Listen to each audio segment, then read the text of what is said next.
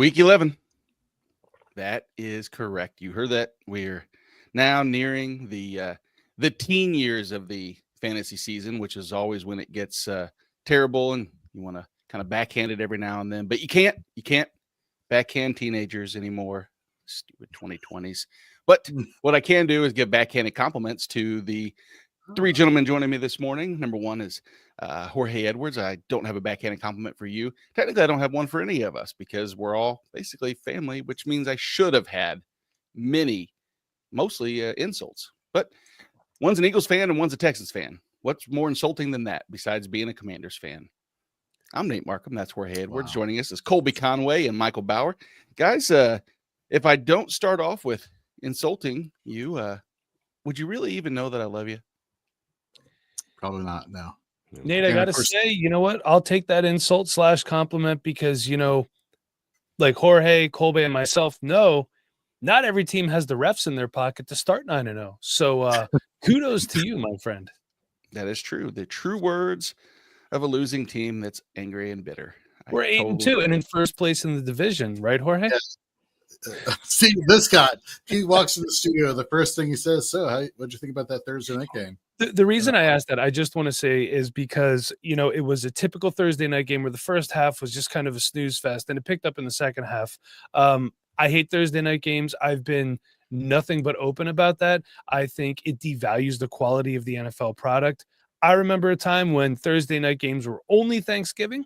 And then for a little while, it was Thanksgiving until the end of the season. I'd like to get back to that. Honestly, start on Thanksgiving, go to the end of the season. The Thursday night stuff, it's just another primetime game that I have to stay up late for. I start work at 6 a.m. I'm old. I'm cranky. I don't want to stay up late to watch a football game. Sue me. You've been using the old and cranky line, I want to say, for as long as I've known you. So it's only progressively worse and worse. I identify as old and cranky, Jorge. Those are your pronouns. Yes. I am old and cranky a lot of times. Colby Conway's not old or cranky. He's young and chipper for the most part. His Houston Texans play, I believe, on Monday night. So we get Monday night battle for the state of Texas. That's what they're planned for. But good to be here with you, Jorge and Mike. So and the Texans play the Cowboys, right? Yep. Oh, so you got a bye week. Cool. I mean, I don't know if there's anything as a bye week for Houston right now. I don't know. This is one of those where they could win by they could win by 2 touchdowns and it'd still feel like a disappointment because Dallas is all banged up. CD's on there with an injury, with a back injury now. So who the heck knows what'll happen Monday night? I just want a smooth offensive operation. That's all I'm asking for. I want a lot of Nico Collins. That's not asking too much, right? No, I don't think so. All right, good. I put this comment out on Twitter last or X or whatever last Sunday night during the Lions and Texans game, and I was asking, what Jaleel McLaughlin was somebody that a lot of people were talking about in the offseason in terms of being really efficient, really, just needs the opportunity. And has he delivered? No, he was probably droppable week 3.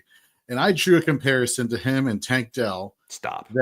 No, but seriously, Tank Dell had that good stretch of time. I'm not saying that to shoot on the Texans. I'm just saying he had that. Sounds like it. Sure sounds like it, Jorge.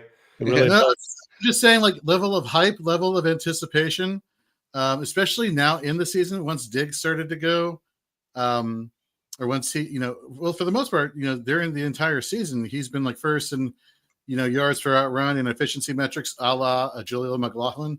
But yet he's not droppable because, again, he gets the target volume. He has the efficiency metrics rather, but he's a wide receiver and those are harder to come by than, I guess, running backs nowadays, which is kind of crazy to say. Is that a fair comparison, Mike? Or I know not to ask Colby. Jaleel McLaughlin to Tank Dell? No. Tank Dell's coming off an injury. CJ Stroud's having a bit of I guess you could call it a sophomore slump. And yes, Stephon Diggs was catching fire, but we knew Stephon Diggs was not the future of the Texans franchise at the wide receiver position. It was going to be Nico Collins and Tank Dell moving forward.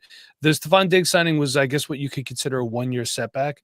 So for me, if you could have bought Tank Dell lower, I would have done so at that time. Now with what's his name? I just talked about him. Stephon Diggs being out. Obviously, you're not going to get a good value in Tank Dell, but I don't think that comparison's good. We're talking about a highly drafted wide receiver, and Jorge, not to offend you, against the guy who's a throwaway running back. Because right now, unfortunately, the Denver Broncos running back you want is Audric Estime for some reason. So the running back position is just a little bit more fluid than the wide receiver position, in my opinion. That's true, but like they've both been not producing, for fantasy purposes. Like, at what point do you stop saying, "Oh, well, Tank Dell was handpicked by CJ Stroud to be his go-to guy in the draft a couple years ago," and you start going based off of like, "Hey, it's not working right now. There's something off," Especially for I don't mean for Dynasty, obviously. Yeah, Dynasty. no, I understand what you're saying, but then at the same point, we have to make the comparison that T. Higgins was handpicked by Joe Burrow at one point in time to be his wide receiver one,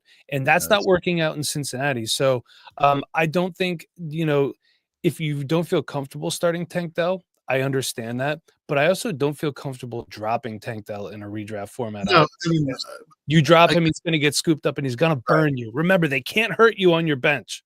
They can't help you, but they can't hurt you. True, but you can also, a lot of leagues, bye week trade deadlines are coming up. If not, I think a lot of leagues this week is this a situation where you move a Tank Dell or a T. Higgins off your roster so you don't have to worry about making that decision of like, hey, name, value, but lack of performance.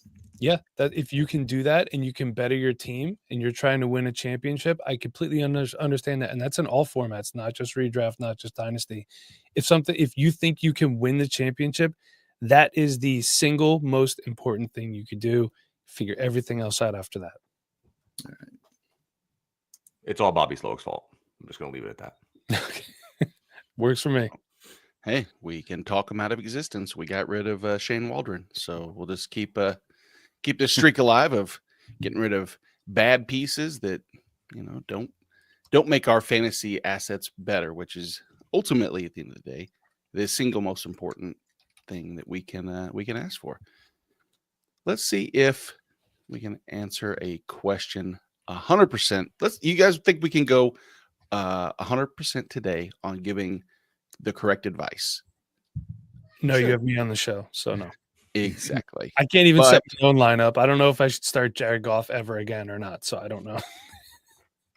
No, because if you don't start him, then he'll blow up, and then I subsequently don't have to bench him, and then not doing the reverse jinx. But Dylan, good morning. Happy game day, everybody. It's full point PPR. It's going to start one tight end, one quarterback of the mix. Let's start with the tight end position here, and we look at the Taysom Hill versus the Browns, Dawson Knox against the Chiefs, Will Dissly against Cincinnati, Cole Kmet against Green Bay. I guess going around the horn, if you will, is it narrowed down to one or two options there? Does one stand out exclusively to you, Colby? The tight end. So I think Taysom's intriguing just because he did have an 88-yard touchdown that was called back last week due to a penalty that would have really boosted his stat line. But for me, Kmet's the easy one to not start. I'm not looking at him. It comes down to Knox and Dissly. Right. Both defenses have been bad against tight ends all year. Kansas City has been worse against tight ends for the entire year. But over the last 4 weeks, Cincinnati's actually been a little bit worse. And I think the target share is a little bit more reliable for Will Dissly. So believe it or not, I'm actually going to go Will Dissly, although every DFS player in the world today is so excited to play Dawson Knox. Right. Rightfully so, because as you mentioned, the tight end position, it's, there's really been, 3 blow-up weeks that have really catapulted I don't know if catapulted is the right word, but basically assumed and looked at as the Chiefs being an ideal matchup against tight ends. We know week 1 and then against Mike Gesicki and company. But Bauer, are you going to agree there? Are you on the Will Dissly train, or are you leaning Dawson Knox or Taysom Hill? Yeah, I have a really hard time starting Taysom Hill because, like Kobe said, he did have an 88-yard touchdown call back, but he's just very, very spotty. To me, Taysom Hill's a really good best ball player. Love him in that format, but he's just hard guy to put in the lineup sometimes. I'm actually going Dawson Knox. The Bills do have Keon Coleman's already been ruled out. Khalil Shakir's been inconsistent. Mari Cooper's still learning the offense. He's coming off an injury as well. Dalton Kincaid not performing like what we had hoped to so far this season, only averaging 8.2 fantasy points a game. But let's not forget, Dawson Knox has had some very good games in the past. That's where I'm leaning if I'm making this decision personally. It is. I do think it's narrowed down to 2.5 options here. Jorge, do you go leaning a different direction, or are you kind of consolidating to that? Yeah, I'm agreeing with Mike here. I think Dawson Knox is kind of the play here, much to like what Colby was saying as far as like every DFS player is playing him this week. I mean, per Fantasy Pros fantasy points allowed, he's ranked number 2. Or the Kansas City Chiefs are ranked 2 in allowing the most fantasy points with 13.1 to the tight end position. You take away half of the tight ends on the team, with Dalton Kincaid being out this week. I think it's and for the reasons that Mike just brought up, Khalil Shakir is a receiving option, but then Amari Cooper, he's coming. Is he back from injury? I don't remember off the top of my head whether or not he's going to be playing today or not. I'll find out right now. He's been dealing with an injury the past week or so. So, yeah, I think I'm going to go with Dawson Knox in this match. It should be hopefully it's going to be a fun game. So he's listed as questionable, but it says he's still dealing with a wrist injury. Let's see here. Yeah, wrist injury, schmish injury. Yeah, you don't need a wrist to catch it, but he said he thinks he's playing. Exactly. Earlier, let's pivot to the quarterback position here for Dylan, and he needs to start one of these quarterbacks. Anthony Richardson against the Jets, Tua against the Raiders, or Drake May against the Rams. Jorge, I'll start with you first this time. I like Drake May. It's hard for me to quit Drake May, even though going against the Rams is going to be tough. And honestly, it comes down to I don't have to worry about my concussed quarterback trying to make a tackle like Tua did on Monday Night Football. I don't have to worry about a quarterback who tapped out going against one of the top defensive lines in all of football. And I do feel good about Drake May's rushing ability to get you those extra points there. So if I had to pick out of all three, it'd be Drake May versus the Rams. Anybody have any stances, Colby or Mike, that are one affirmed with what Jorge said, or is it is anybody gambling enough to trust Anthony Richardson? Because I think we can all agree, I think his upside is probably the highest. Colby? I am. Yep. Head over to Fantasy and Frames. I just wrote about it this week about why Anthony Richardson is worth a roster spot. Here's the thing. I wrote about it in the article. I will be the first to admit Richardson's completion percentage is not a product of its schedule, but it certainly hasn't helped. So when you look this year, 4 of the 5 teams he's faced have a completion percentage allowed in the bottom 10 of the league, or top 10, basically being the top 10 best. And quarterbacks have run on the Jets all year long. CJ Stroud does not run and had a career high 59 yards against them a few weeks ago. Drake May had like 40 some yards and he only played like 10 snaps before he left with, I think, a concussion, if I remember correctly. So you can run on the Jets regardless of what he does through the air, which I'm not banking on much. I will be the first to admit that I ladder his rushing yards on whatever site I used to bet this morning. Absolutely. Did I also bet that he's going to throw an interception? Absolutely. I'm all in on that. It's going to be there. But here's the thing. If he gets you 50 in a rushing touchdown, you're already at 11 points and you're in a pretty good spot if he does anything with his arm. So I am in on Anthony Richardson this week. I understand he did kind of tap out of the game, but there's a couple of things I think at play. One, there was a press conference this week where he was getting talked to with the media, and he basically talked about the importance of sacrifice. So I think he's going to come out like a bat out of hell. I also think Shane Steichen doesn't protect him anymore because we don't need Richardson all 17 weeks. We're not going to put him in bubble wrap. Just let him out there and let him go nuts. I would not be surprised if he ends up running the ball 12 to 15 times today and gets you the majority of his fantasy points with his legs. Don't watch the plays that he throws. Just don't do it. Don't trust it. But don't be surprised for Richardson if he leads these 3 in fantasy points this week.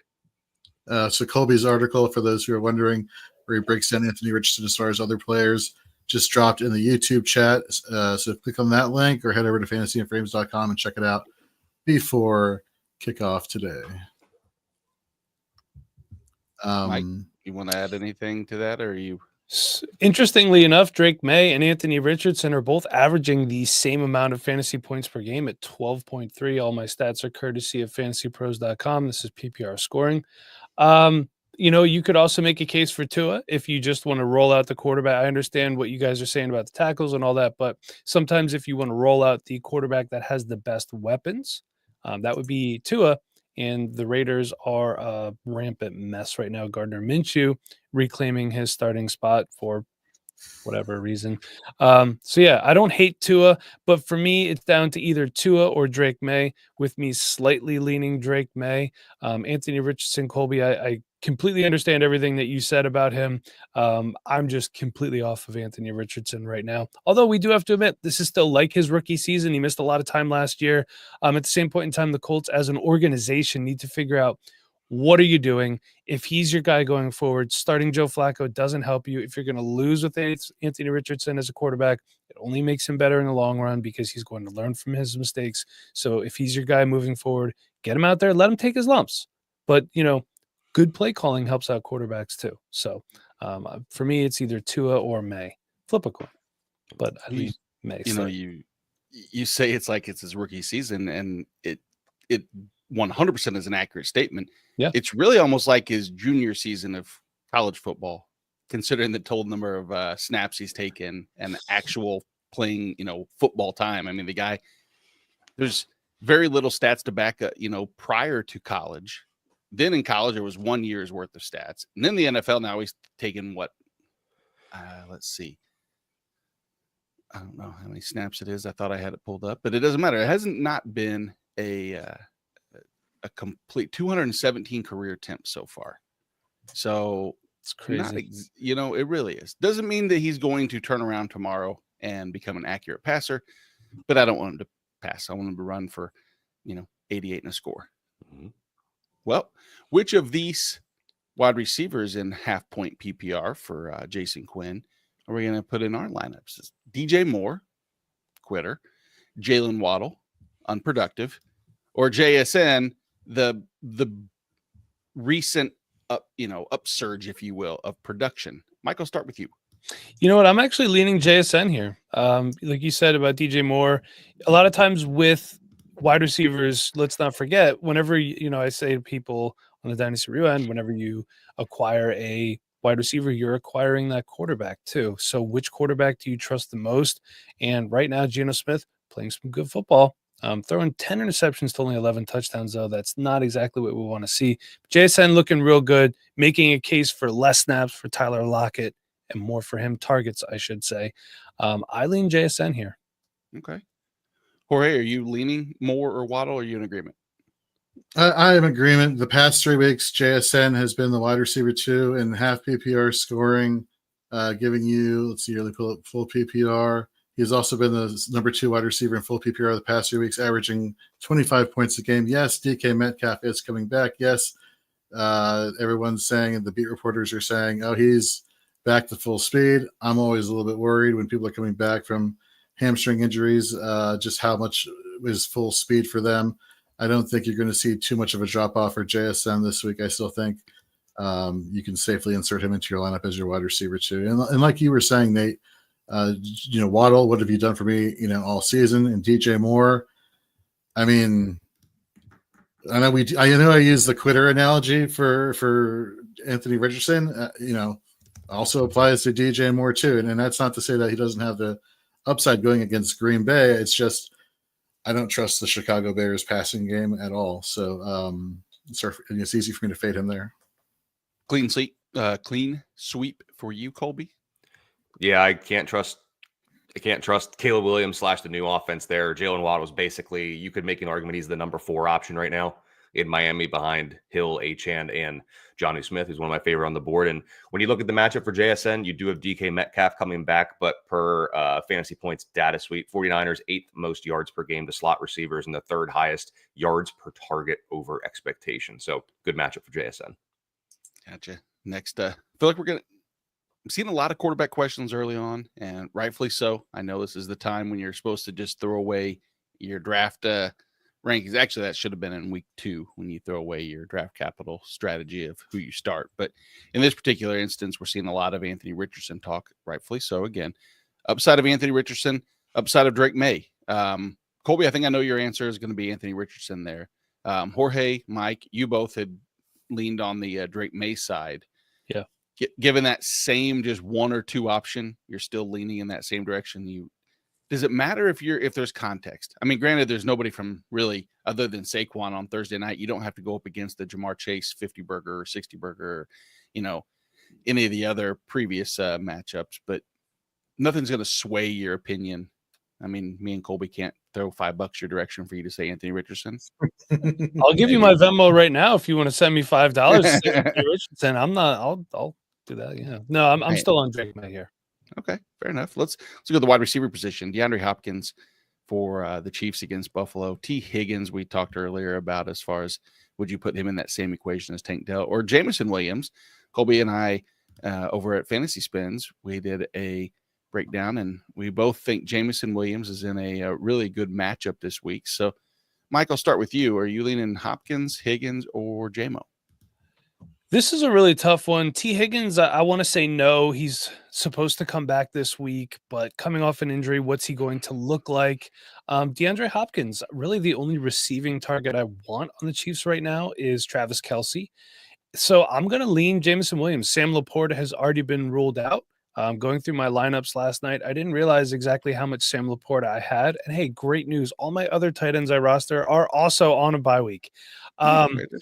So it's great. I picked up the backup from Detroit. So yay me. Yeah, I'm just going to lean Jameson Williams here with Sam Laporta out. Good on you, Jameson Williams, for having a resurgent year, what we were kind of hoping you would do all year. So I lean Jameson Williams right now. Jorge, before I get to Colby, because I know he's going to hype up Jameson enough for me for good. Are you leaning a different direction so that either one, he can poo-poo on it, or two, you just back us up when we go clean sweep? Well, I believe Juju Smith-Schuster is returning to the lineup this week for Kansas City. The question is, does he immediately take back the target share he was having prior to them signing DeAndre Hopkins?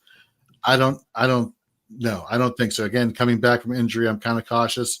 So you could make the argument there that DeAndre Hopkins does have the upside. I'm out on T. Higgins, but for me, it's Jameson Williams. You know, we were saying this last week. If Williams is out, Laporta's upside goes to the moon. If Laporta is out, Williams' upside goes to the moon. So I think those are kind of interchangeable there. So I'd give the edge to Jameson Williams and then DeAndre Hopkins. Colby, you have the floor. Yeah, I think I'm going to go Jameson Williams here in this matchup. One, anybody against Jacksonville. Two, Jacksonville plays a ton of man coverage per fantasy points data suite. Jameson Williams, the number 5 wide receiver in the NFL in terms of fantasy points per route run against man coverage. And there is no Laporta, who's actually number 2 in terms of fantasy points per route run against man coverage. So no Laporta, Jameson Williams is in there. I think this is one of those awesome opportunities where we get the beautiful blend of success against like that coverage meets volume for a guy of Jameson Williams. So don't be surprised if it's like a 5 for 110 and 1 or 2 touchdowns. So give me Jameson Williams. And Hopkins is intriguing to an extent, but I hate to kind of burst everyone's bubble, but I think that game's going to suck today. I think it's going to be the Kareem Hunt, and they're going to try to make it a James Cook show, but you can't run the ball on Kansas City. And all Kansas City is going to do is attack that Buffalo defense with Kareem Hunt. 5 yards every single carry. That clock's going to drain. I like the under in that game. I just don't think this is not the Chiefs-Bills matchups of years past where they're super fun and exciting. It's going to be like 1980s football. If you like that, this is the game for you at 4:25 Eastern. Yeah, that's what I envision out of this game as well. And if that bodes decent for Kansas City, then of course I'll be happy with that. But, you know, everybody just wants a good game. Hope everybody stays safe. Kyle Pitts or Taysom Hill for the last piece of this question here. Yowzers. Kyle Pitts. Yeah, I've got to go Pitts too. You know, last week I think many were burnt. I know the callback play is big, but there's still something to be said about Taysom Hill's. His value touches have come obviously in the running game in the red zone, not really in the target in the red zone, which I think I didn't check last week if he's still looking. Did he get one? Did anybody know if he actually has a red zone target yet? He didn't going into last week. Taysom Kyle Hill. Pitts? Oh, Taysom. No, Taysom. I don't know. Yeah. And it's one of those situations where I just assumed, and I should never assume because, you know, we're all supposed to know every stat at all times and be able to regurgitate. Yes, he has 3 red zone targets over the last 4 weeks, 3 rushing red zone within the 5. it's all at our disposal. But I mean, come on. So when I saw last week that he didn't have a red zone target, I thought, all right, now it's consolidated to rushing attempts within the 5, which is possible with no Kendry Miller. But I'm still leaning Kyle Pitts. Colby, are you Pitts or Taysom? Yeah, I'm team Pitts. Clean sweep, Pitts. Jorge. Yep, let's do it. Oh, a good old flex spot here from All Savvy. Najee Harris, Cortland Sutton, Jawan Jennings. Man, flex conversations are always difficult when you don't like it. Will like I guess let's do it this way. Let's assume it's a full point PPR. Does that lean anybody Sutton or Jennings direction specifically, or Mike? I'll start with you. Deebo Samuel's been inconsistent. George Kittle is out. Jawan Jennings should be in line for good targets. The Steelers play the Ravens, so that makes me not comfortable playing Najee Harris. Plus, Jaylen Warren has been coming on pretty well too. And who do the Broncos play today? I should know. Falcons. Jesus, this for me, I'm out on Najee Harris in this particular circumstance here. It's either Cortland Sutton or Jawan Jennings. I'm going to lean slightly Cortland Sutton. You know, there are still other good wide receivers for San Francisco. Ricky Pearsall coming on. Deebo Samuel, while inconsistent, has still been good. I lean Cortland Sutton slightly. Jorge? Yeah, Cortland Sutton has been the wide receiver for the past few weeks, averaging 19.8 points per game on 30 targets, 292 yards. Just, at first I thought it was going to be the Troy Franklin show, rookie on rookie, taking it to the house there every single week. But it's Cortland Sutton who's emerging as the top receiving option there for the Denver Broncos. And so Bo Nix is pretty locked in on him, so I'm going to go Cortland Sutton in a PPR. Hi, Colby. I like some points scored. Yeah, I like some points scored in that Denver-Atlanta game. So Sutton is probably the one I would go with. I will mention for anybody betting or DFS or anything out there, albeit inconsistent this year, Deebo Samuel owns Seattle. All I'm going to say, 8 career games against them. He has 8 total touchdowns, 6 games with 100-plus yards. And he has at least 75 yards in all but one game in his career against Seattle, just strictly talking receiving yards. So I really like Jawan Jennings, especially because I think the report from Schefter is Kittle is not expected to play. So I doubt he's out there. So I do think Jennings is a fine play, but amongst these options, I think I'm going to go Cortland Sutton. All right. Moving right along. All right. Let's see. We got Tommy Boy. All right. Again, another quarterback question as far as Bo Nix, Patrick Mahomes. Here's a little wrinkle on the scoring. It's standard scoring, but it's 0.1 per completion. So who's more likely to have the, I guess, not only just a higher completion percentage, but more passing attempts? Colby earlier said it thinks it's going to be a ground game, which I would agree with. I do think this is the get Kareem Hunt the ball to attack this Buffalo defense. But it's, do you trust Bo Nix over Mahomes? And I think there's a rushing floor for Bo Nix as well that it hasn't been necessarily talked about too terribly much. But Jorge, which way you lean? You're not going to hurt my feelings if you don't say Mahomes. I don't care. It's just the shootout potential. The game that has more of the shootout potential, I think, is Denver-Atlanta. But you brought it up there with the completion percentage. Patrick Mahomes' completion percentage is higher. You get the 0.1 points per completion, and it's ugly when you watch Chiefs games. But you know what? Noah Gray gets receptions. You insert random tight end name that I don't know gets receptions. Travis Kelce gets receptions. He does spread the ball around, and so those completions do add up. And you mentioned Bo Nix's rushing upside. Mahomes has shown the past few weeks that he has rushing upside as well. And so I'm going to lean Mahomes here. Mr. Bauer? I agree. And the 0.1 per completion is what moves me towards Mahomes. Patrick Mahomes, Quarterback 13 on the season. Bo Nix quarterback 9 somehow. Who'd have thought at this point in the season we'd be saying that? But just slightly leaning towards Mahomes here. His completion percentage 69.5. Bo Nix 63.6. So splitting hairs, but hey, start your studs, right? So Mahomes. All right, Colby.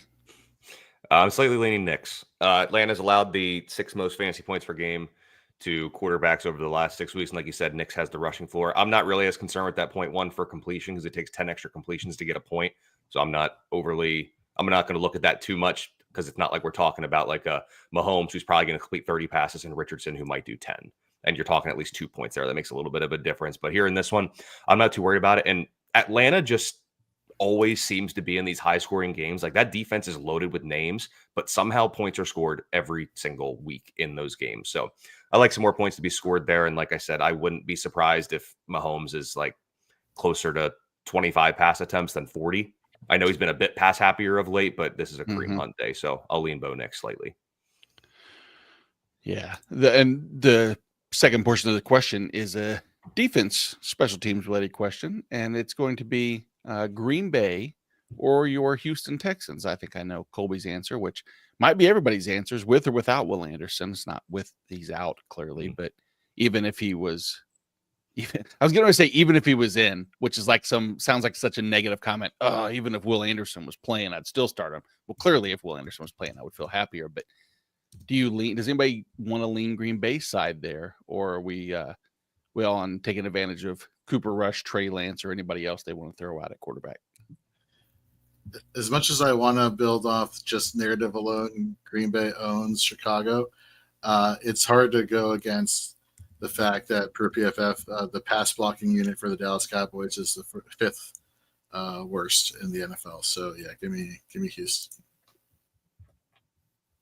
Mike, I think you'll. I don't really play any defense special teams, but I would go Houston if I had to make that choice as well. The Cowboys, I think Houston, the Eagles had 5 takeaways on the Cowboys last week when they played. So I think Houston can do the same regardless of who the Cowboys tried out there. And Trey Lance is god awful, for the record.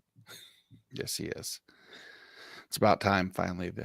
Maybe I want him to play. I want him to play like a couple games so that when he's terrible, we can get past this. He needs a chance because I think we say this every week that there's conversation. He gets a chance in practice every day, basically, to show that he has, the ilk of a quarterback, and yet no team has seen it. Now, who are we to judge? We're fantasy football, analysts, fans, etc. We watch, we watch his tape. We talk about it. We know what we're doing. We're Costco guys.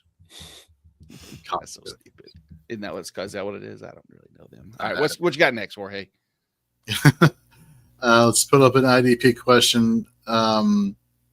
Summer's bringing the IDP questions every week. I'm loving this. Thank you. Good morning. Tough defensive lineman position. Need 2 of Keon White, Josh Hines Allen, Carl Granderson, or Zadarius Smith. So Keon White started the season hot. That is very quickly gone the other way for fantasy purposes if we're using Fantasy Pros IDP scoring. Josh Allen last week, he had a 17.2% pressure rate and win rate. So we're starting to see the opportunity to get there with him. Carl Granderson, my guy, I don't know where on earth he's gone to, but there's just something off about this pass rush, kind of maybe, having Cam Jordan and Chase Young on the other side is not exactly helping him get those one-on-one matchups that you're hoping he was get. Zadarius Smith. Now this is an interesting one right here because I would go floor Josh Hines Allen, but Zadarius Smith, first game, he had the game off last week after the trade, going against Jacksonville. No Trevor Lawrence. What is it? Mac Jones is the quarterback. Yeah, give me the upside play for Zadarius Smith, and then have Josh Hines Allen as my second defensive line. I hear you. So I, if you don't mind, I want to pull up one comment here. Will Power, he always joins us on Shoot the Gap with JT and myself. And a couple weeks ago, we were talking about Damani Richardson and his, just his level of play for the Carolina defensive back at the safety position, just playing lights out.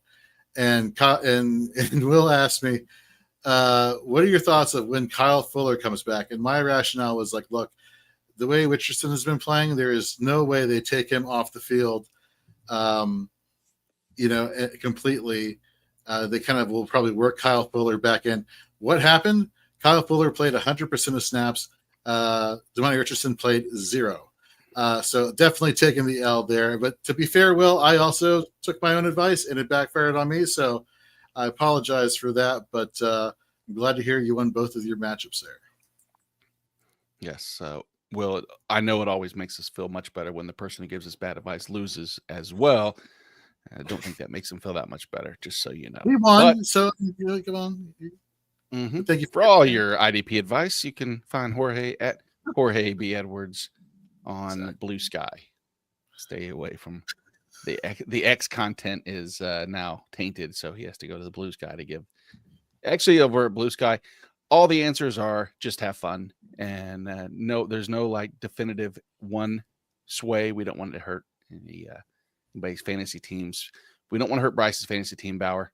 So he's going to give you the option here: Drake London or Jaden Reed at your flex. Then afterwards, we'll get to the worst question of the day: Javonte Williams or Audric Estime.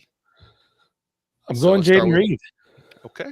All right. That one's pretty easy for me. Drake London started the season really hot. He's tapered off slightly. He's coming back down to Drake London fantasy prowess as we know it. But Jaden Reed's just an absolute stud. So I would go Jaden Reed. Start your studs sometimes, right? And that would, which if I only heard you say that, man, it would really be hard for me not to lean Drake London's direction. But I get what you're saying. So let me ask you a follow-up to that, though. Sure. Darnell Mooney's been battling a little bit of an injury this week, and I think he's going to play. I don't think that he's at risk of missing time, but if for some reason he were to be ruled out, would you then pivot over back to Drake London, or are you still firm, on the belief that, hey, the matchup simply just sucks for Drake London? I'm leaning Jaden Reed no matter. For me personally, I'll always most likely lean Jaden Reed here. He gets some rushing work as well. The Green Bay Packers wide receiver situation after him is extremely confusing. You don't know if it's going to be Dontavian Wicks, Romeo Doubs, Christian Watson, Tucker Kraft, also screaming by for me right now if you can get him somehow, with Luke Musgrave still nursing an ankle injury. I think Jaden Reed is more of a clear-cut wide receiver one than Drake London is because Darnell Mooney's been playing so well. But I know Mooney's banged up. Looks like he's good to go. So I'm still, regardless, leaning Jaden Reed. Jorge, are you in agreement with Mr. Bauer for Jaden Reed, or is there? I'm going to disagree. I think Jaden Reed, I agree with you. Jaden Reed is the clear-cut wide receiver one for the Green Bay Packers. But if you look over the past 3 weeks in terms of targets, I'm assuming we're talking about a PPR league. 21 targets to 9 in the receiving game, going Drake London's way compared to Jaden Reed. You look at the fantasy points per game in PPR, 11.9 to 11.9, but it's that huge discrepancy in target volume that makes me want to lean towards Drake London in this matchup versus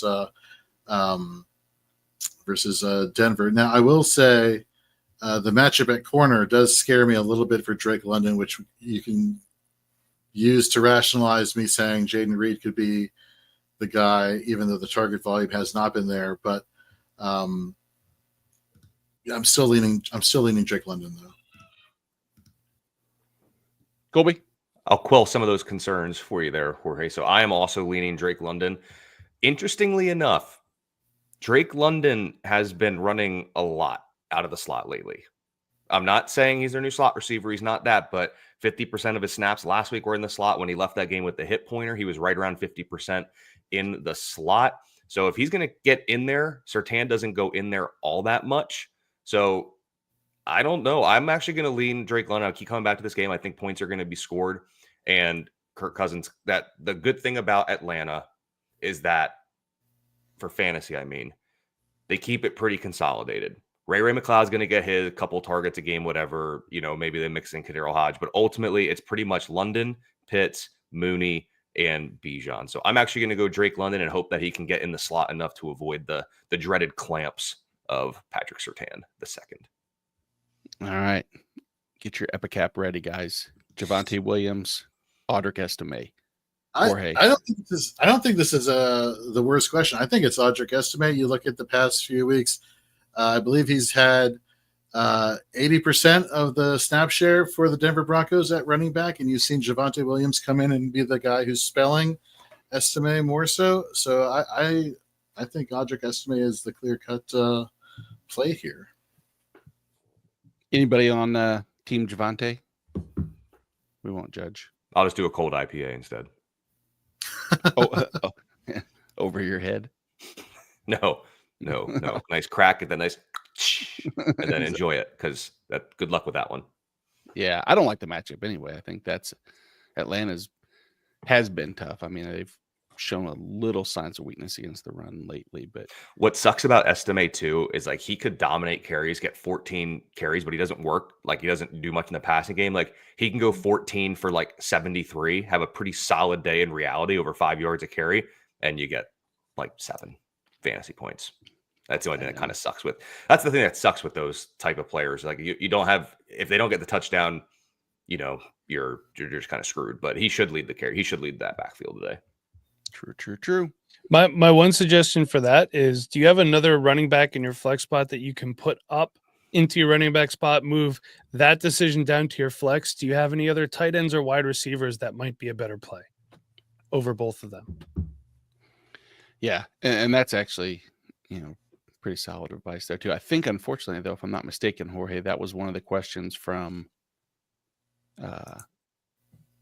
was that from like an offsite? Did you input that one, or was that, if someone listened, then answer Mike's question? You can get right to the next question here. Which are we talking about now? The question we just answered? Yes. Yeah. It was. For all these people that sent in questions earlier, are you going back and answering them, Jorge? Yes, I am. How are you doing it when we go 2-2 or 3-1? Do you just get the executive decision? Is that what's happening? That's what he's taking. See, this just hit me. We're giving all this great insight. I'm like, how is he putting this into so few characters? I'm giving majority rule here.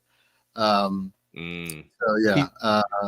I'm going to go back and double check some of these just to make sure that the majority is actually being written down. Exactly. He's clipping everybody's conversation, consolidating it down, editing it into an individual response, and sending them out to the individual.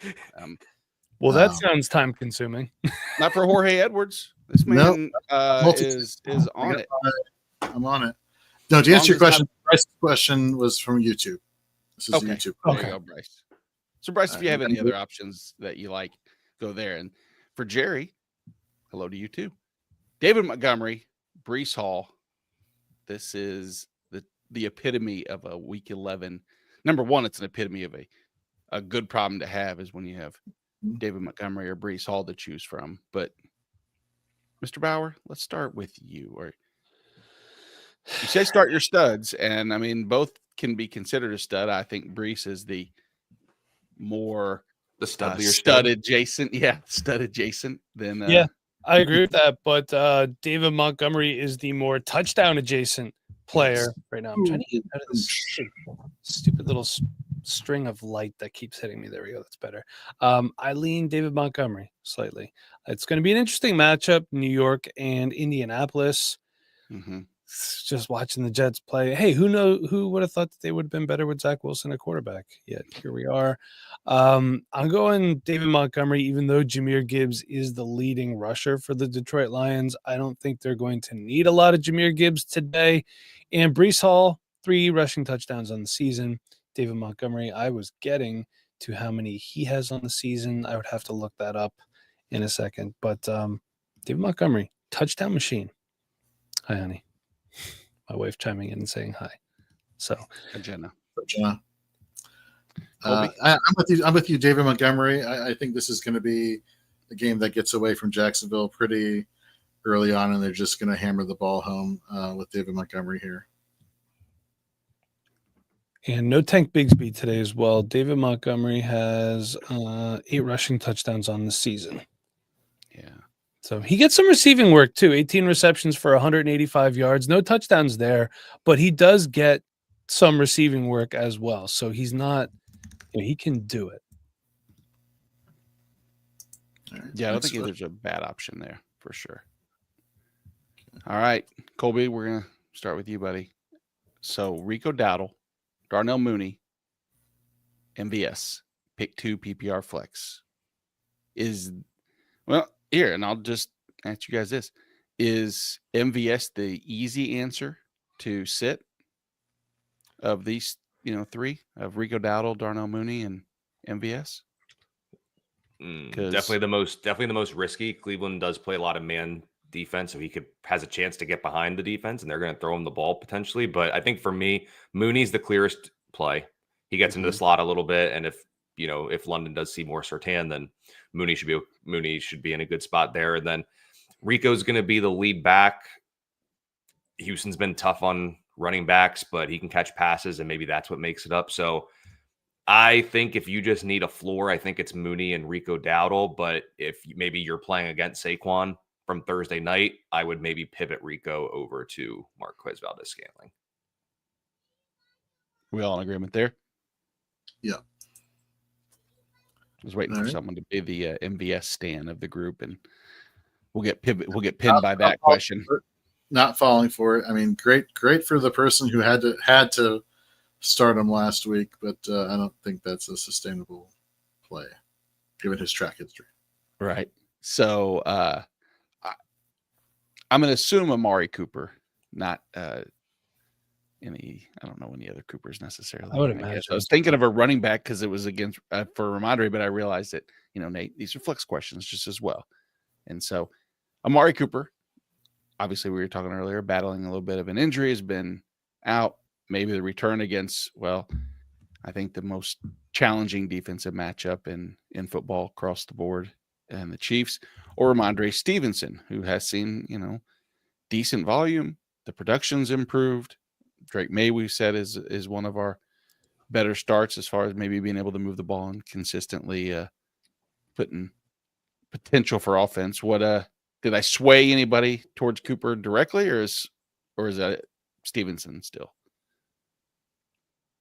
It's Ramondre Stevenson for me personally.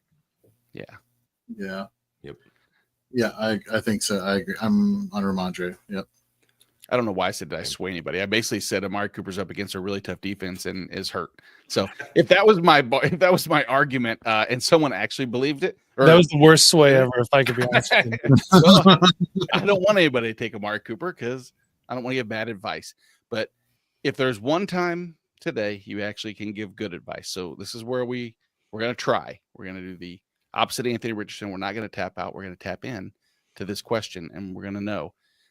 Start Wilson over Goff. Here's his reasoning, or her reasoning. Where Detroit won't need to throw as much. Pittsburgh and Russ has been lights out. So, man, the one hand won't need to throw as much. Dan Campbell in a potential to be able to throw all over Jacksonville. Which Dan Campbell, strategy and scheme are we going to see today? Jorge, you got this decision. Yeah, Baltimore allowing the second most fantasy points to the quarterback position. They save points there. I'm all on board Russell Wilson. Everywhere I have him, I'm starting him. I started him over Jaden Daniels this week in a lot of my lineups. I'm pretty sure that's going to work out well in my favor. This passing game, everything the Pittsburgh Steelers are doing now, ever since they made that quarterback change, has just been phenomenal for the offense. So, yeah, easy question for me, Russell Wilson. Colby? Yeah, I'm the same thing. Baltimore, I always get the funnel verbiage confused. I think it's pass funnel, aka teams throw against them far more often. If you look on the year per fantasy points data suite, facing Baltimore defense, highest pass rate over expectation. So teams don't want to run the ball against Baltimore, nor should they. Throw it all over them. So I'm going Russell Wilson. I honestly think with Jared Goff, best case scenario, you're almost looking like a few weeks back when they boat raced, Tennessee, like 52-14, and Goff had 85 passing yards and 3 touchdowns. Like that's, I think for Goff, I think you'd be ecstatic if he gets to 202, and you could argue that's the floor for Wilson in this game. It's a fun little stat with Jared Goff there. I think that was I I put it out there, and I can't remember. I don't want to give bad information. Oh, but I that he's believe it was 7-0 in games with 4+ interceptions. That stat that floated around, that's not a real stat at all.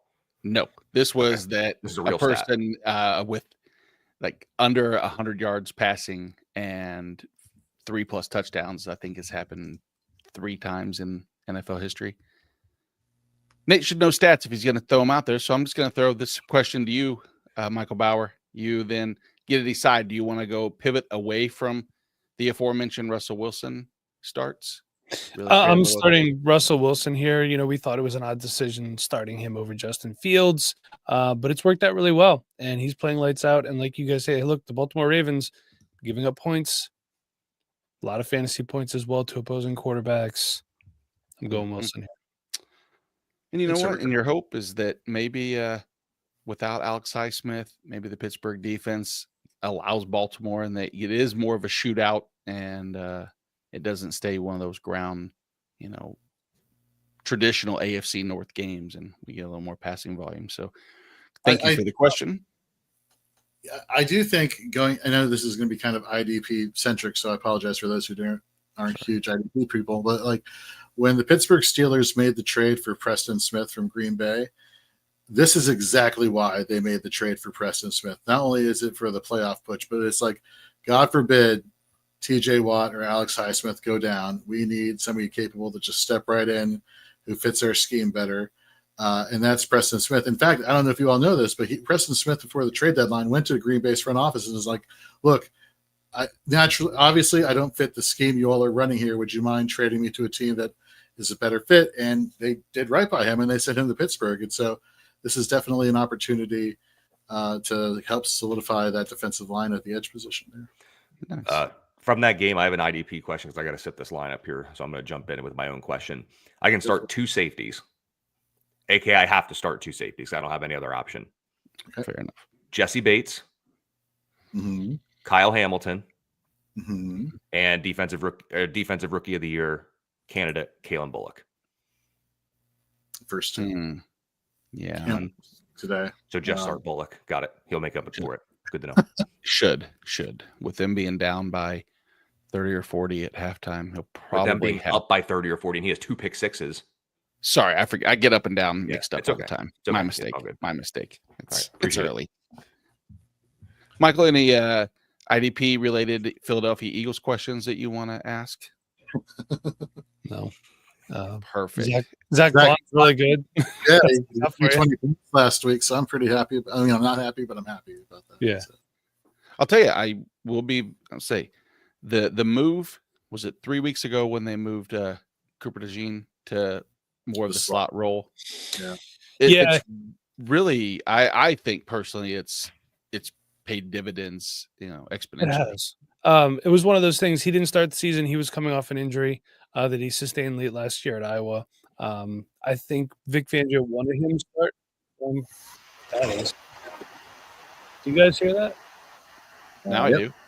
Yeah, I don't know. Something just opened on my computer. My apologies about that. He wanted. I think Vic Fangio wanted him to start from day one. Still recovering from the injury. Avonte Maddox is just a good backup. He played some good football out of the slot for the Eagles for a lot of years, but just injury after injury after injury. Cooper DeJean, sure tackler.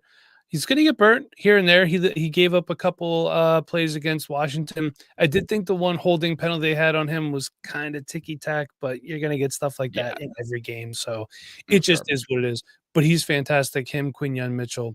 And then eventually Darius Slay will move on, and they have Keely Ringo to step in and be his replacement. Or they might re-sign Isaiah Rodgers. So interesting time for the Eagles secondary. But Cooper DeJean is the man. Well, speaking of that, ticky-tack penalty. We've said it all year. If the Commanders didn't have the refs in their pocket, they would be winless right now. So, and a story as old as time is what I've always said. Charlene wants to know, Deshaun Elliott or Brandon Jones, Jorge? So this is an interesting question, because if you look at Deshaun Elliott just on the surface level, has been playing great all season, especially for IDP purposes, playing closer to the line of scrimmage. However, we look at last week, his snap percentage. He was going from close to 100% of snaps down to 70. That's a little concerning. That is a little concerning. Less opportunity on the field to make plays. Whereas you look at Brandon Jones and PJ Locke, the two safeties there for Denver. PJ Locke has dominated box snaps, but Brandon Jones and PJ Locke are on the field close to 100% of the time. And Brandon Jones is still playing close to the box as well, with PJ Locke playing a little bit more in coverage. So I'm going to lean Brandon Jones just based off of opportunity here. Gotcha. I'm right there with you. John Curtis wants to know, in a full point PPR, I can get it for you. I got it. Oh, No, good. I'm fully capable. Okay. Full point PPR, Mike. He's going to sit one between these three: Nick Chubb, Cedric Tillman, Drake London. The sit ones are tough. Those are, oh man. All right, how about this? Start two then. Okay, still that doesn't make this decision any easier. I think I would lean Chubb and London, despite the fact that Tillman's been playing really well. It's really hard to not play Nick Chubb. We know what he's capable of there. Mm-hmm. And like Jorge had mentioned before, Drake London running out of the slot a little bit more. There are some spots where I do have to start Cedric Tillman this week, just out of injury bye week necessity. So hopefully he does good too, but I still think Nick Chubb could be the man to go to there. Yeah, I'm going to agree with Chubb for sure. And I mean, New Orleans has been just a running funnel. If Colby said it's a pass funnel in Baltimore, it's definitely been a run funnel in New Orleans. And it's hard to go against. For me, it's hard to go against either, because I do think Drake London is just such a great opportunity for, target volume. The problem is, how good will they be with PS2 on them? So I will go Chubb and Tillman, unless you just, if you're just trying to play it safe, I get it. Drake London's probably the safest of the two, but I think the upside, Tillman and Jameis Winston have a connection there. Jorge, are you going to? Yeah, I'm going to agree. You look at the target volume there between Tillman and Drake London, pretty on par, 20 targets to 21. Drake London, you mentioned Darnell Mooney potentially being out this game, or at least is questionable. Kyle Pitts, what are we getting from Kyle Pitts? That's the issue there. You can't have the week-to-week consistency. But we do know that Tillman has a rapport with Jameis Winston, back-to-back games, playing very well, averaging 24.2 points per game, going against the Marshawn Lattimore less New Orleans Saints. Give me Is Kool-Aid back? Colby is not back. No, Kool-Aid McKinstry. Sorry. Let me quickly.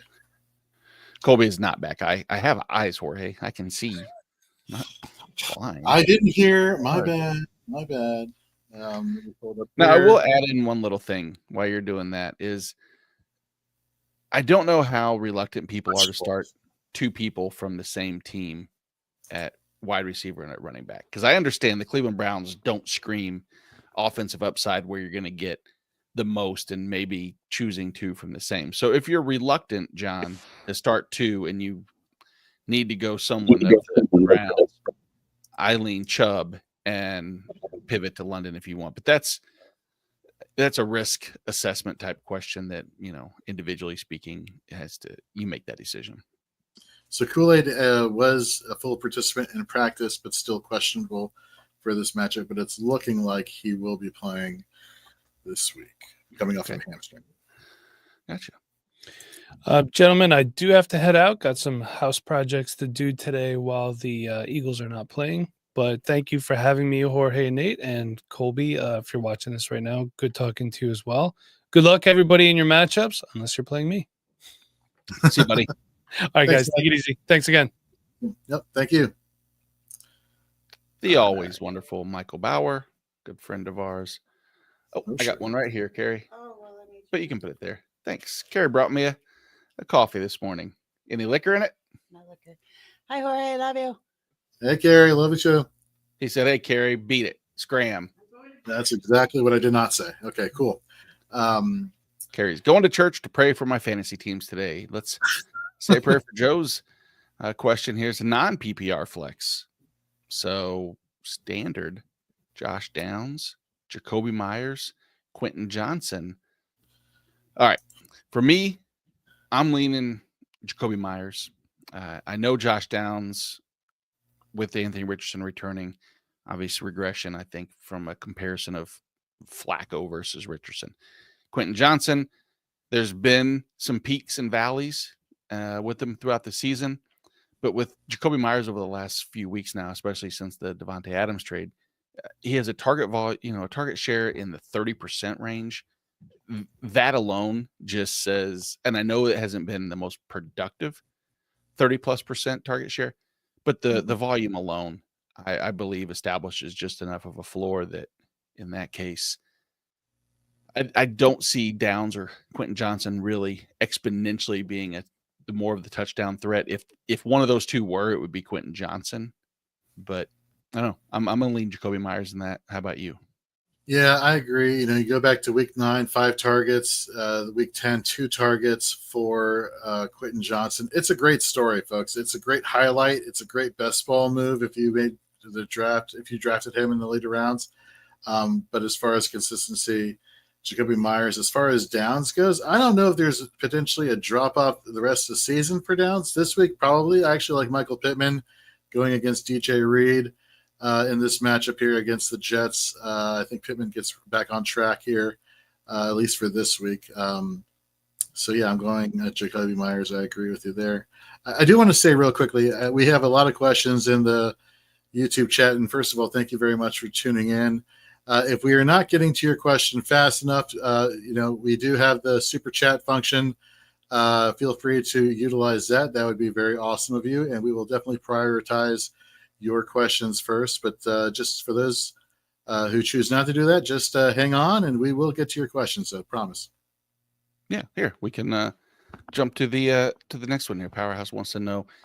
He says, "What's up? It's up to you, Cedric Tillman and Lad McConkey predictions today." So let's start with the Cedric Tillman prediction. Obviously, we know with against New Orleans, it's sorry, my bad. I'll do it again. Well, I was just what a tease. I know. Well, we didn't want you jumping in on the Cedric Tillman question because we know how anti Cedric Tillman you are. It's been known for years. It's pretty much. I'm shocked that you don't have that in your banner over at MySpace. Cedric Tillman, Lad McConkey predictions today, Colby. We're starting with Cedric Tillman against New Orleans. Do we think this is going to be one of those scenarios where they just run as much? I know earlier we just had a question where I recommended Nick Chubb and potentially Cedric Tillman both in your lineup today just because of the target volume that Cedric Tillman's received. What do we think? Is there a an 8 target scenario this week against New Orleans? I think there's a 10 target scenario for Cedric Tillman. Jameis has 40+ pass attempts in each of his 2 starts this year. Tillman has been quite good in both of those. And Mr. Tillman is Jameis's guy against man coverage. Guess what the Saints love to play? Man coverage.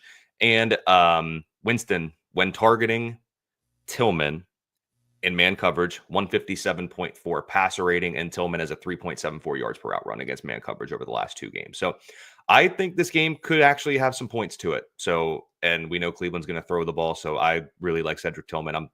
I'm thinking 15+ fantasy points in PPR today. Jorge, Lad McConkey. The Chargers against the Cincinnati Bengals defense that has, they've teased us with being attackable at times just because as a whole to start the season off, they were atrocious no matter which area of the ball you want to attack from. But Lad McConkey, most trusted source. Any, DJ Chark, Josh Palmer starting to occupy more targets? Is it still all systems go? Lad McConkey, 20 to 25% target share. Will the Chargers maintain the high passing volume that they had prior to last week? Because last week we saw, all the talk was that the Chargers have turned the corner. Now they're a more pass heavy attack. And then what do? They decide to throw the fewest amounts of attempts in about a month almost, something to that effect. Right. I agree with Colby that Tillman should be. I agree with Tillman should have like the larger game fantasy wise. Sure, that 15 point total sounds good. Lad McConkey on the season has been averaging 12.2 in PPR. But I will say this: if this game, is what I predict it to be, which is kind of a through the air, also high scoring situation, Lad McConkey has been dominating targets since coming into his own the past few weeks, and we've seen Justin Herbert, a la Keith Fleming, who joins us every week from the Daily Fix show here, a DFS show, has been all about Lad McConkey all off season and during the season. Justin Herbert has been, passing the ball more. Ironically, this Greg Roman offense that everybody was concerned about for Justin Herbert's fantasy value, where everybody thought in the offseason, all he does is run the ball. It's been quite the opposite in recent weeks. We've seen the passing game kind of kick into high gear, and Lad McConkey's been the beneficiary of it. I'd still want to give the edge to Tillman, but if you want a safer floor, I do not hate people who are going to go on Lad McConkey's side. So that was the interesting part is, you said, and they had been in recent weeks. And as I was alluding to earlier, the 18 pass attempts was the lowest passing total since week 3 against Pittsburgh, and by nearly half of what he'd been, because he had been averaging close to 35 and a half passing attempts over the past 5 weeks, or 34, and he goes to 18, which is weird because it's like they get Gus Edwards back, and then all of a sudden they go back to a run against a team in the Tennessee Titans that I thought, well, this definitely isn't going to be a try to attack them on the ground game, it just was an odd approach. So I don't worry this week. Like you said, I do think it's more pass heavy. I'm not sure, Powerhouse doesn't seem like he's asking as far as like he has to choose one, which is great. So, I think we're just trying to build up his players that are in his lineup, which I love these questions, by the way. Just from now on, ask us, to build up the players on your team. We'll, extrapolate all kinds of, stats and really pick and choose and make them seem great.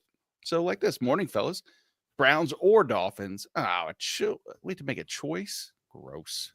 What do you want, Colby? Well, that's like, damn it, back to making choices. Back to making choices. Hopefully they're right. You want Dolphins. The Browns or Dolphins? Okay.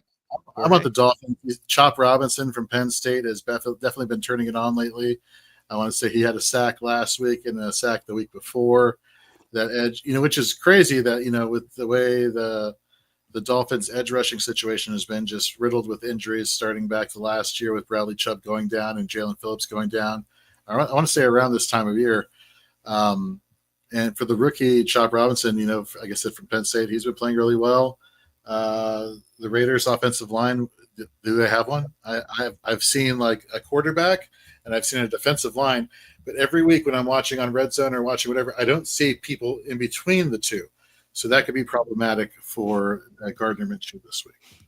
I agree with the Dolphins as well. All right. Freezy Fantasy has a 10-man PPR. We're starting 2 running backs, 2 wide receivers, 2 flexes. 1, 2, 3, 4, 5, 6, 7, 8, 9. Holy crap. 9 people to choose. So 6 of the 9 here.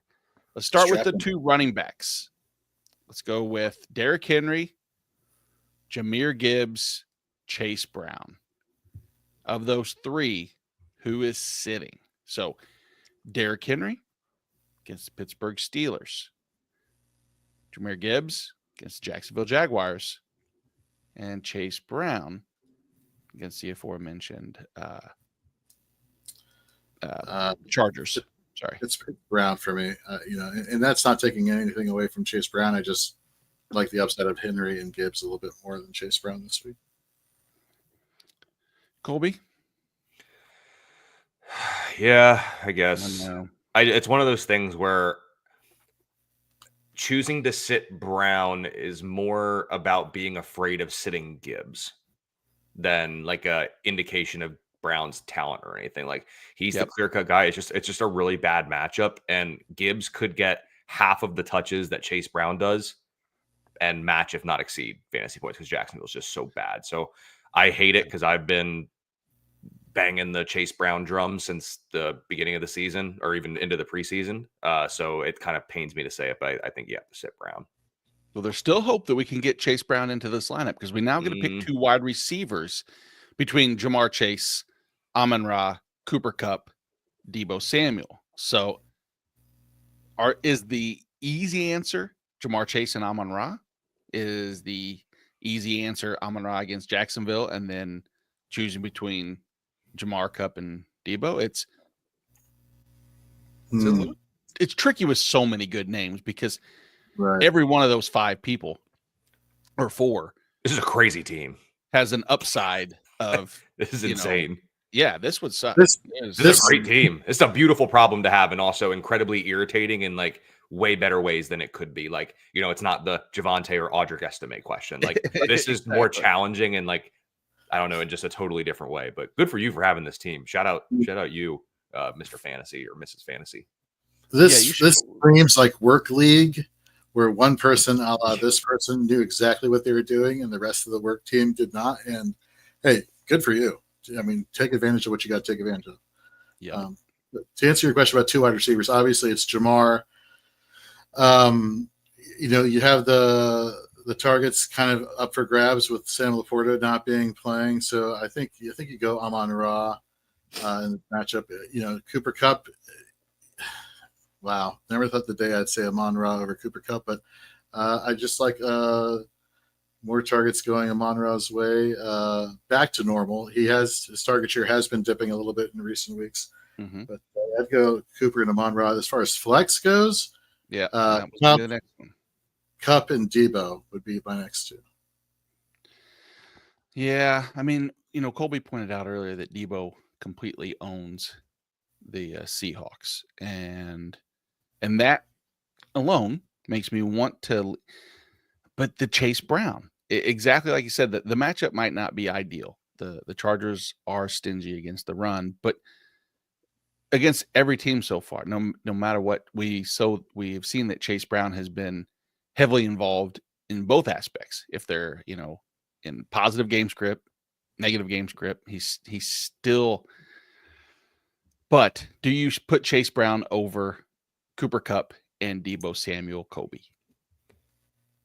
Do I put Chase Brown over Cooper Kupp or Debo Samuel? I refuse to sit Debo Samuel. So that's just a non-negotiable here in the Conway household for week 11. So that's happening. Cooper Kupp, Puka Nacua is the wide receiver 1. I'm coming off the Kupp is kind of the guy there. It's all about Puka. New England plays a lot of man coverage. And in the two games that Puka hasn't punched somebody and it finished the game, he's been the guy for Stafford against man coverage. So I'm a little bit more down on Cooper Kupp this week. I'm still starting him in a lot of spots where I have him, but admittedly, the spots I have him, I don't have a super team like this. I have a bunch of other bums, and it's easy to start Cooper Kupp over those guys. So I'm down on Kupp. Actually, Kupp, I could make the argument for Chase Brown in over Kupp, but I think that's the only one I could like confidently make a case for Chase Brown starting over. Same here. So Freezy, what we're saying is drop half of these players, go pick up bums like Javonte Williams, and then you don't have to make this decision. You just immediately put in those guys, and you'll never beat yourself up. It's a fantasy strategy as old as time. So good luck. Of course, when he says bums, he doesn't mean disrespectfully. Of course, it's all love and it's all fun and games, right? Yeah, compared to these guys in fantasy. No, bums. they're bums. I'm 100%. They're not listening. I don't care. Charlene has a question about non-bums because they play defense, and we love defense here at Fantasy and Frames. Charlene needs 3 of these: Azeez Al-Shaair, Alex Anzalone, Dorian Williams, Matthew Judon. Jorge, now is the time for your head to shake because you're Matthew Judon. Demario Davis for the old heads out there. Zach Allen for the snap share guys. Will McDonald for the sack upside folks. So Azeez Al-Shaair is the easy answer because when the problem is, I don't know how they're going to, 3 and out every single time. And then they have 10 play drives on offense and probably, 32 turnovers on the defense. Maybe Shire has 3 or 4 of those interceptions. This is hyperbole, Jorge, in case you're not picking up what we're laying down. It's interesting there. Yeah. So Azeez Al-Shaair is one. Jorge is Alex Anzalone, another one because we're, we go with the tackle volume, and I know you don't like him. None of us like Alex Anzalone. I both the linebackers, Jack Campbell and Alex Anzalone, haven't been efficient. I'm sure they have some level of efficiency, but I want to say their tackle efficiency last week, especially, was I want to say 12% and 10%, not exactly great. Dorian Williams has been a steady producer there. Matt Judon just can't get to the quarterback. Demario Davis, I love Demario Davis for years and years and years since 2016, but not feeling it. Defensive line, you're hoping for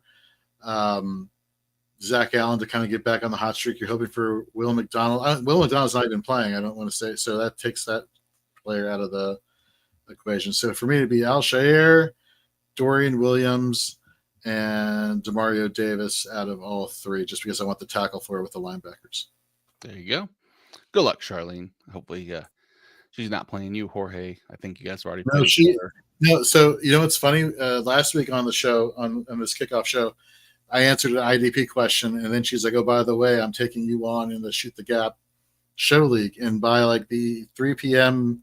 last week, she was up like 240 to like 59, and I'm just like, "Oh my god, this is going to be the most embarrassing loss." Fortunately, I made it a little bit more respectable, but kudos to you, Charlene, for the victory last week.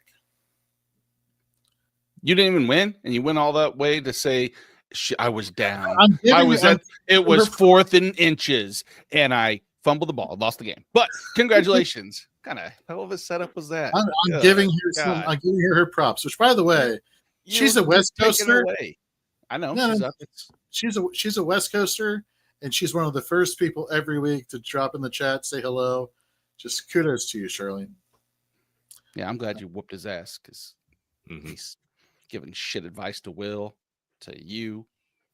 Well, I gave good advice to her because it worked out in her favor, so it worked out nicely. It's true because you were trying to give her opposite advice. I was not. That's not exactly. You don't even know better. That's the thing. We what do they call that in betting when you fade people's picks? I think is there a betting? Is that what it is? Everybody fades Jorge's picks. Let's not fade. Giving shitty advice. Yeah, exactly. Right, exactly. You've been Jorge'd. All right, guys. Cortland Sutton, you're picking 2 here. Sorry, Matt, in case you're waiting for this dynamite advice from us. But Cortland Sutton, Jacoby Myers, Calvin Ridley, Travis Etienne. Man, it's a lot of good potential volume targets on really bad teams. Yuck. But which one? So Travis Etienne, no Tank Bigsby. Calvin Ridley, good matchup. Jacoby Myers, 30% target share over the last 3-4 weeks. Cortland Sutton, the only receiver that runs more than 50% of the routes on that team. Those are the positives, by the way. That's their accolades underneath their names. So, Colby, I'll let you start. You have one specific that you would say yes to? My favorite is Calvin Ridley. Okay. He is my favorite in terms of upside and just kind of overall volume. He's my favorite. The easiest sit is Travis Etienne. So I'll take the bookends here of number 1 and number 4, and Jorge can determine who the second start is between Sutton and Myers, because ultimately it's the same dude, top pass catcher on a bad team in a average-ish matchup. Jorge, do you want to Ridley? I'm going to go Sutton. Myers, I'm concerned about Ramsey and the other cornerbacks for Miami, posing a little bit of difficulty there against the Raiders. So yeah, those would be my guys right there. And Charlene mentions you've been Jorge. Thanks for that, Gem. You're welcome. Yeah, let's get that in the Fantasy and Frames. If we have a shop or a store, if we don't, let's get it up there. So if you go to fantasyandframes.com, on our menu, we do have our store. There you can get some FIF merchandise. We should have a T-shirt that says "You've been Jorge." I'm sure that'll sell really well. I'd buy it. I would. Well, right next to the fall risk, or for the expo. Oh my gosh, that was such a good one. Yeah. When Ken was gonna have the shirt made that says "I'm with stupid" and have the arrow pointing down to the angle like Jorge was on the ground, was possibly one of my favorite shirts that would have only been understood by the circle throughout fantasy football because everybody else would have just been confused. But Ronnie has a question here. He's a full point PPR. He's one running back and one flex.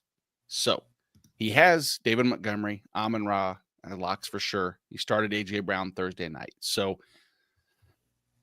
I'd say, A.J. Brown's start wasn't what he was hoping for. I don't know if it was that far removed from like needing to shoot the moon with any of these options. And none of these options are really that far separated. We don't have any strictly floor and strictly ceiling players to choose from. So let's start with the running back position. James Cook, DeAndre Swift, J.K. Dobbins. I guess let me ask you guys this question. Colby, I'll start with you. Does the offensive change in Chicago give you the idea that it's going to just strictly be even more run, centric to begin with? And does that lean DeAndre Swift when James Cook has such a tough matchup against the Chiefs? I do think Chicago becomes a little bit more run focused. They're going to try to protect Caleb a little bit, and I believe Thomas Brown's now going to call plays, and I think that was kind of a little bit of his MO as well as kind of keeping the ball on the ground. So yeah, I think I heard this. I was listening to the Fantasy Footballers DFS podcast. I think they said the highest rushing yards by a running back against Kansas City this year is like 58, 7, 9 by a running back. Yes, because the most rushing yards against them has been Lamar Jackson, and that was I think 78. Yeah. So James Cook scares me. Swift scares me too, to be honest. But that matchup is far worse for James Cook. So I honestly think I might lean DeAndre Swift, believe it or not. I don't feel good about it though. I don't either, but that would be my lean as well. Jorge, do you, of the names, how about the flex spot here? Are you leaning one of the other running backs, or are you going to go with, Ridley or T. Higgins? Yeah, all three running backs have tough matchups. Dobbins or Swift is the easier one out of all three, if you want to call it. If that's the right way to phrase it. It's Ridley for me out of all 5 options. There we go. I think that I'm in agreement there too. So Swift, Ridley, to go along with the other studs on the team. Good luck this week. All right, so Charlene wants to know. I'm going to say Evan Ingram here because Pat Freiermuth I don't have a nice way of saying screwed me over because, man, 2 weeks ago, going into Monday night, my league that Jorge, you joined me in Las Vegas, that's right. Needed Pat Freiermuth to get me like 6-7 points. I guess this was 2 weeks ago. And he shit the bed. And then last week he comes out.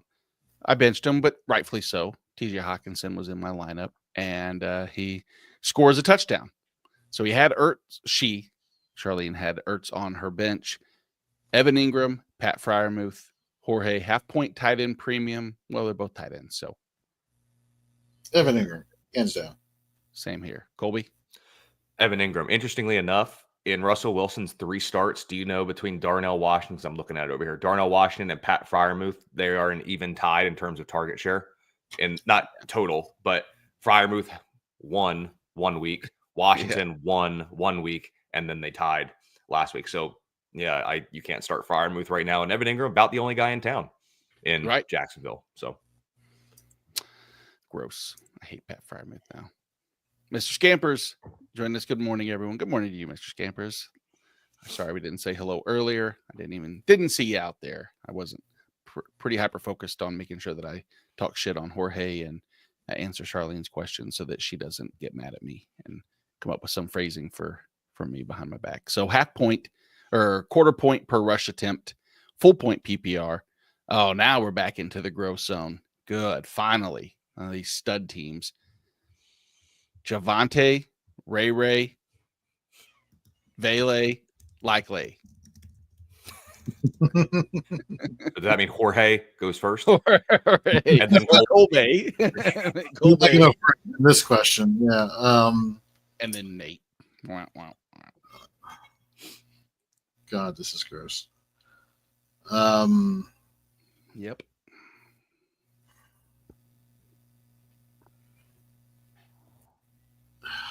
Javonte. Okay, there you go. Colby. Valet. Man, I just don't trust. I don't trust that it's going to be enough touches for Javonte once Estime gets rolling on the ground. It's just horrible.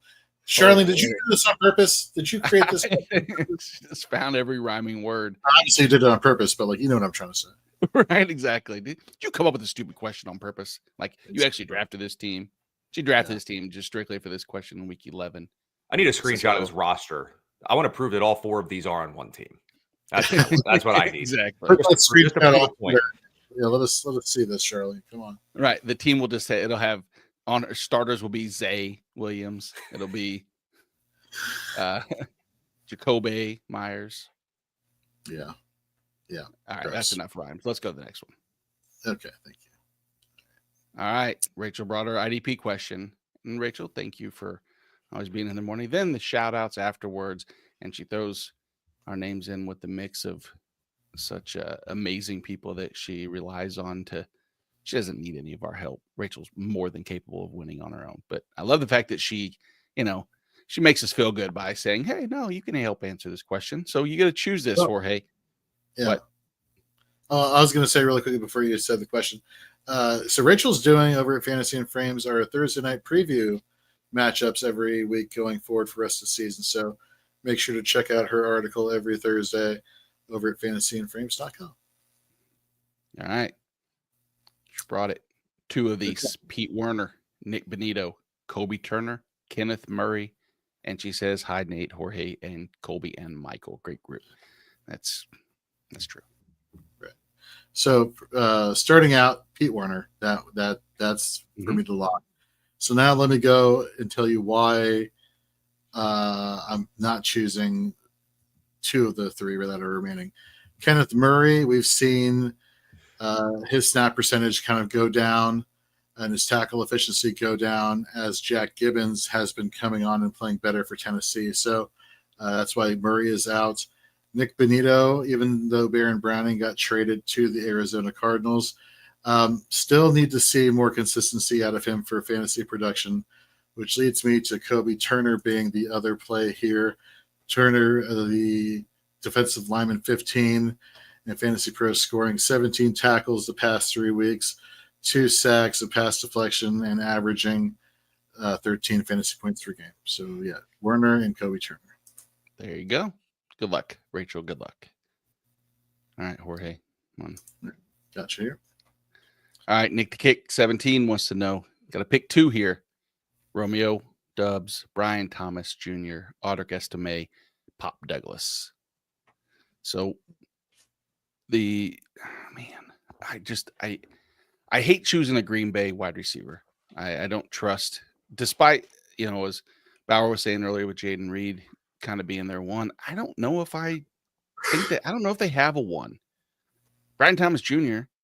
with Mac Jones just doesn't elicit joy out of me. Pop Douglas with the fact that it's him and, Drake May. I just feel like I'm beating around the bush to give you guys the choice to answer. Jorge, I'll let you start. The secondary for Detroit is scary. So that kind of takes away Brian Thomas on top of what you were saying as far as Mac Jones is concerned.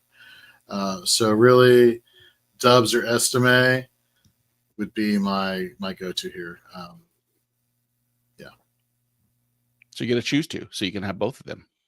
Yeah.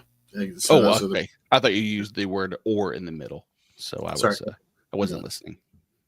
Colby, I'll take the first 2 reluctantly. I know this is not helpful because I'm gonna go BTJ and Estime. So sounds like. So not Douglas. There you go. So not Douglas, exactly that. And Douglas is bound for, 7 and 85 and a touchdown now. So you got Jorge. Congratulations. You got Jorge. We should have like a drop that's like, boom, you got Jorge. Which would be terrible because it's like we gave you bad advice. We made a drop for it. Visit fantasyandframes.com for more fantasy information. Exactly. Exactly. Did you lose your fantasy week this week? Did you listen to Jorge Edwards? Yeah. Do you have mesothelioma? You may be in line for compensation. And as Mr. Scamper says, it could have been hanging with Mr. Cooper or Ramondre, which if that was the case, Mark Curry, I believe is who that actor was. That was Mark Curry, yes. Thank you very much. I can answer that. Do you remember that show, Colby? I have no clue what you're talking about. Oh, hanging with Mr. Cooper? You saying it again doesn't help me know what it is. What if we sing it? What if we sing the intro? Okay, whatever. We'll act it out. No, we will not act that out, Jorge. Okay. Oh, that was before I was born. Yeah, I know. That's why I said. Well, so was Green Acres. You know what that is? Moving on. Let's go. Oh boy. Yep. Come on, Jorge. Next question. Thanks, Scampers, for bringing up the. No, but he's asking Cooper. No, there was a question earlier from Mr. Andre. It was. I said it could be Amari Cooper, but I wasn't sure. Bo Nix over Jordan Love. Man, Jordan Love matchup. If there's an avoid of a quote unquote stud quarterback, Jordan Love against the Chicago Bears is about as easy for me as possible. You have to go back pretty far and find just a lucky situation against the Bears. And that was Jaden Daniels' Hail Mary. Without that, no quarterback puts up numbers. So do you still have enough trust in Bo Nix to start him over Jordan Love, Colby? Yes, Bo Nix. Me too, Jorge. Nix, yep. And then in a flex between Devontae Adams or Chase Brown, it's half point PPR. Chase Brown. I'm going to go Chase Brown too. Jorge? Yeah, I'll go with majority here, although I think Devontae Adams will get targeted, but I think Devontae Adams should have a good game this week because the secondary for the Chiefs, great for accumulating IDP points. Not Chiefs, excuse me, Colts. Is great for accumulating IDP points as far as like actual, allowing yards after the catch and, the average stuff the target allowed does help Devontae Adams, but let's go Chase Brown, which should be a fun game offensively. Yep. There we go. Yeah. All right. Scott. Fishbowl question. Braylon Allen versus the Colts. Raheem Mostert / Jalen Wright versus the Raiders. I'll say this. Last week, I really was concerned with the Raheem Mostert usage. It really seemed like Jalen Wright was the recipient of the majority of the workload outside of Devon Achane. Now, Raheem Mostert was involved in the passing game, but number one, I don't see Miami ever trailing in this game other than if Vegas happens to, score first. But short of that, do you trust Jalen Wright against the Raiders or Braylon Allen against the Colts? Corey, I'll start with you. I trust Braylon Allen. We've seen him get a little bit more involved in this running game. Mostert or Wright, the fact that you have to make this decision, even though Wright's been taking I want to say Mostert didn't play a snap last week, and it was Wright who played a majority of the snaps outside of Achane. So give me Braylon Allen here. Mm-hmm.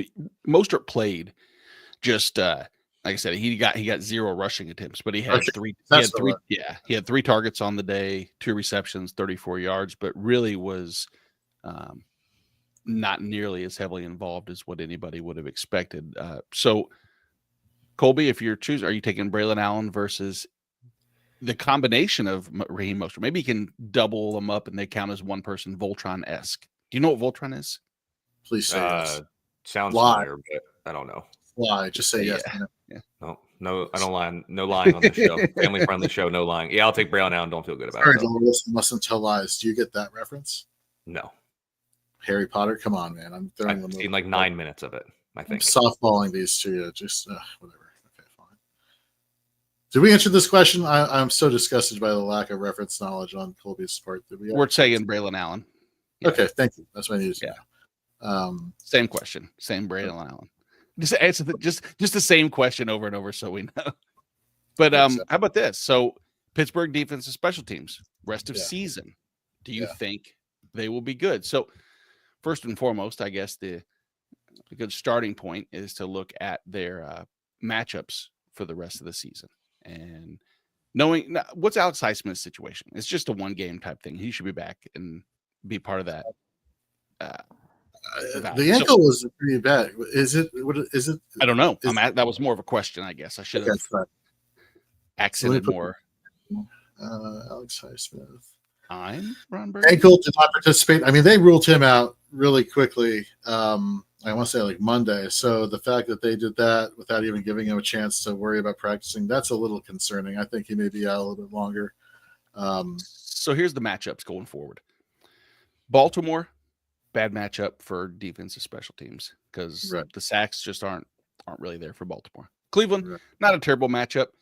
Cincinnati, not a good matchup. Cleveland again, Then at Philly, difficult matchup. At Baltimore, difficult matchup. Championship week against Kansas City, 50-50 matchup. But there's not a lot of turnovers and sacks with those offensive lines. So my answer would be no. I wouldn't necessarily love them going forward rest of the season.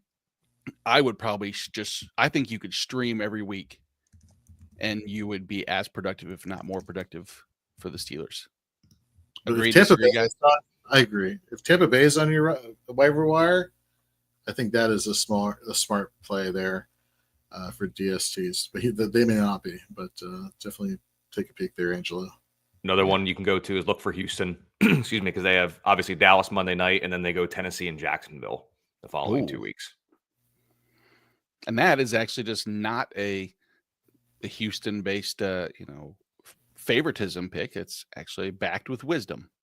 Somewhat. You didn't get, you got Colby. You got knowledge dropped on your head. Congratulations. All right. Mobbin wants to know, we're picking one here between Jaden Reed, which, by the way, kudos to, first of all, thank you everybody for putting questions in. Added kudos to people that put the matchups on there because my brain doesn't always remember these games, even though I'm, a veteran of doing this. You would think I would pick up on it. But Jaden Reed versus the Bears, blah. DJ Moore versus Green Bay, blah. Jameson Williams versus Jacksonville. I know my answer, and that's JMO. Colby? JMO? JMO. I do like Reed just in the sense that even though he doesn't have tremendous target volume. Nope, he's not talking anymore. I muted him automatically. Cold-blooded, isn't it? You don't even get a chance to talk, Jorge. It's JMO. You got nated. I don't like that. So hold on, let me pull up this from Mr. Scampers real quickly. He says green eggs and ham in World War II were also before you were born. Have you heard of them? And the reason why I bring this up is because is that a reference to? That is what? Is that a reference to in and of itself? Like the combination of a children's book and a war? No. I'm sorry. Yes, you didn't know that's what started World War II? Go ahead, Jorge. Green eggs do exist. It's all based off of the food that the chicken eats. So if the chicken has primarily a grass diet, the eggs will be green. So fun fact for those who do not know any of that. Yeah. Also a little fun fact, since we are nearing Thanksgiving time, there is actually turkey that can be green, which if you did not know, that is called green muscle disease. I had the satisfaction of making my first turkey with Carrie and I when we first were dating a decade ago. And I made the first turkey regular one, cut into it. Looked beautiful, by the way. I used the paprika, so it was browned on the outside. Cooked perfect. Spatchcocked it even, which that's where you cut the breastbone out. And I cut into it, and guess what? The meat was green. Edible if people were to eat it. I did not because it looked disgusting. It was green. But green muscle disease, for anybody that cuts into your turkey this Thanksgiving season, just know green muscle disease. You can eat it, but I wouldn't recommend it. Moving on. Angelo Morales has to start Deontay Johnson as his wide receiver 3 this week because Neighbors is on the bye, or should he drop him for Jordan Addison? I can't start Deontay Johnson right now. There's something going on, man. He's not even. They've been talking opposing teams have been talking shit about Deontay, opposing coaches, that is. He's not seeing the field. Would you drop him for Jordan Addison, Jorge? Yes, I would. Yeah. Colby, would you drop him for Jordan Addison? He's only played 22 more snaps than the three of us have in the NFL over the last 2 weeks. So it truly seems like the trade for Deontay Johnson was just as an injury insurance policy. If anything were to happen to Zay or Rashad Bateman, I don't think he's going to be a focal point whatsoever. So unless an injury happens, we're not getting anything from Johnson, where at least Addison plays. So yeah, I would drop him for Addison. Yep, I would. I would too. There's quite a bit of names I would probably drop him for. That if Jordan Addison's out there, maybe there's others, but that's a great starting point to begin with. Do you start CD? Who's Yes. Blunt wants to know. I do too. Yeah. Not because you want to, but probably because you have to. You have to, right? Like, I guess the thing you have to ask yourself in this situation, without having any frame of reference of what other wide receivers or flex options you have, is which player, and this goes to everybody here, if you have to have a tough decision, ask yourself which player has the potential for more upside in when you have like troublesome situations. And I think CD has one of the highest ceilings for upside in the NFL at wide receiver. And here's the thing, that the only thing that gives this a little bit of a added wrinkle. So first and foremost, the game is Monday night. CD did pop up with the back issue. They said it's not a high concern injury, so I think you're going to be okay in terms of the injury front. The other thing too is Derek Stingley is not traveling with corners or with the top receiver right now. Kamari Lassiter is in concussion protocol. I've not heard if he's cleared it, so he's still questionable. If Lassiter doesn't play, Jeff Okudah figures to make what I believe will be his season debut and Texans debut, playing on the outside. Jalen Petrie is not a good coverage corner. He's a very good coming up and playing in the box and stopping the run and just kind of wreaking havoc. But in terms of pure coverage, that is his biggest weakness. CeeDee Lamb does get into the slot. So even with Cooper Rush and or Trey Lance and or Jerry Jones throwing him the football, he should have a half decent matchup. So you might want to have somebody on your bench just in case something pops up and Dallas doesn't play CeeDee Lamb. So maybe look at like a John Mechie type, maybe for Houston on that side, or Jalen Tolbert or whoever else Dallas has to throw the ball to. But ultimately, I think you're probably going to have to roll out CeeDee Lamb. There you go. Our own Peter Petrovic here has a question for us. Sorry, I missed it on Twitter/X. IDP flex question: Zadarius Smith or George Karlaftis? I'd go Zadarius Smith in this matchup. I think he makes his Lions debut against this porous offensive line for the Jacksonville Jaguars and does some damage there. I'm going George Karlaftis, but Of course, Same. yeah. If you have a nickname, Furious George UN versus Zadarius, come on. I mean, it's not his nickname. That's just his name. That's So his I'm real just name, shitting on his name. Well, I should have a better name. What's your George. nickname? Mike? It's like, what? Yeah. My real name is Michael, but Mike for Yeah. short. Half point Yeah. PPR. You're starting one. Oh, Peter, man. MVS, Rico Dowdle, Mike Williams, Roma Dunze. I'm probably going to start Rico. Yeah, I agree. Clearest Mike- path to floor. What you just said. Boom, right there. Yep. Boom. Let's see here. Angelo back in the chat. Do you think Patrick Surtain will shadow Drake London all game, or will Atlanta be smart to move London around? Colby, you mentioned this earlier. You want to repeat this for Angelo? Yeah, London's basically played half his snaps the last 2 weeks, albeit one was shortened because of the hit pointer in the slot. And Surtain, at least for the most part this year, hasn't gone in there all that often. I'm trying to pull this up quickly while I'm doing this. But if London, I think London's going to be able to escape Patrick Surtain at times. And I think that'll be beneficial for him. And I've already said I like points scored in this game. So I am going to not be worried about Drake London. And looking at Pat Surtain, the most snaps he's taken out of the slot in a game this year is 7 back in week 2. So for frame of reference, the last 3 weeks on the perimeter per Pro Football Focus, 44 snaps out wide in week 8, 47. Actually, this is a better way of saying it. In week 8, 44 of 51 were out wide. Week 9, 47 of 57 were out wide. Week 10, 61 of 68 were out wide. So whoever goes in the slot between London or Mooney on that particular play will not see Patrick Surtain. There we go. Just predict the game script as far as who will be in the slot on that particular route when he's the first read, and there you go. Yep. We can lead you to water. We can't make you drink. Start 2 here, though, Jorge. T. Higgins, Zay Flowers, Juwan Jennings, JMO. Flowers and JMO. Yeah. Zay and Jay. Oh. Although like it. Juwan Jennings also is kind of a Jay. I really do like Juwan Jennings. It's not to doubt him. It's just I'm all in on Jamison Williams, as if you can't tell, we all seem to be. So Zay and Jay Mo. Yes. So you would say CJ, which if you have to ask what that is, you can't afford it.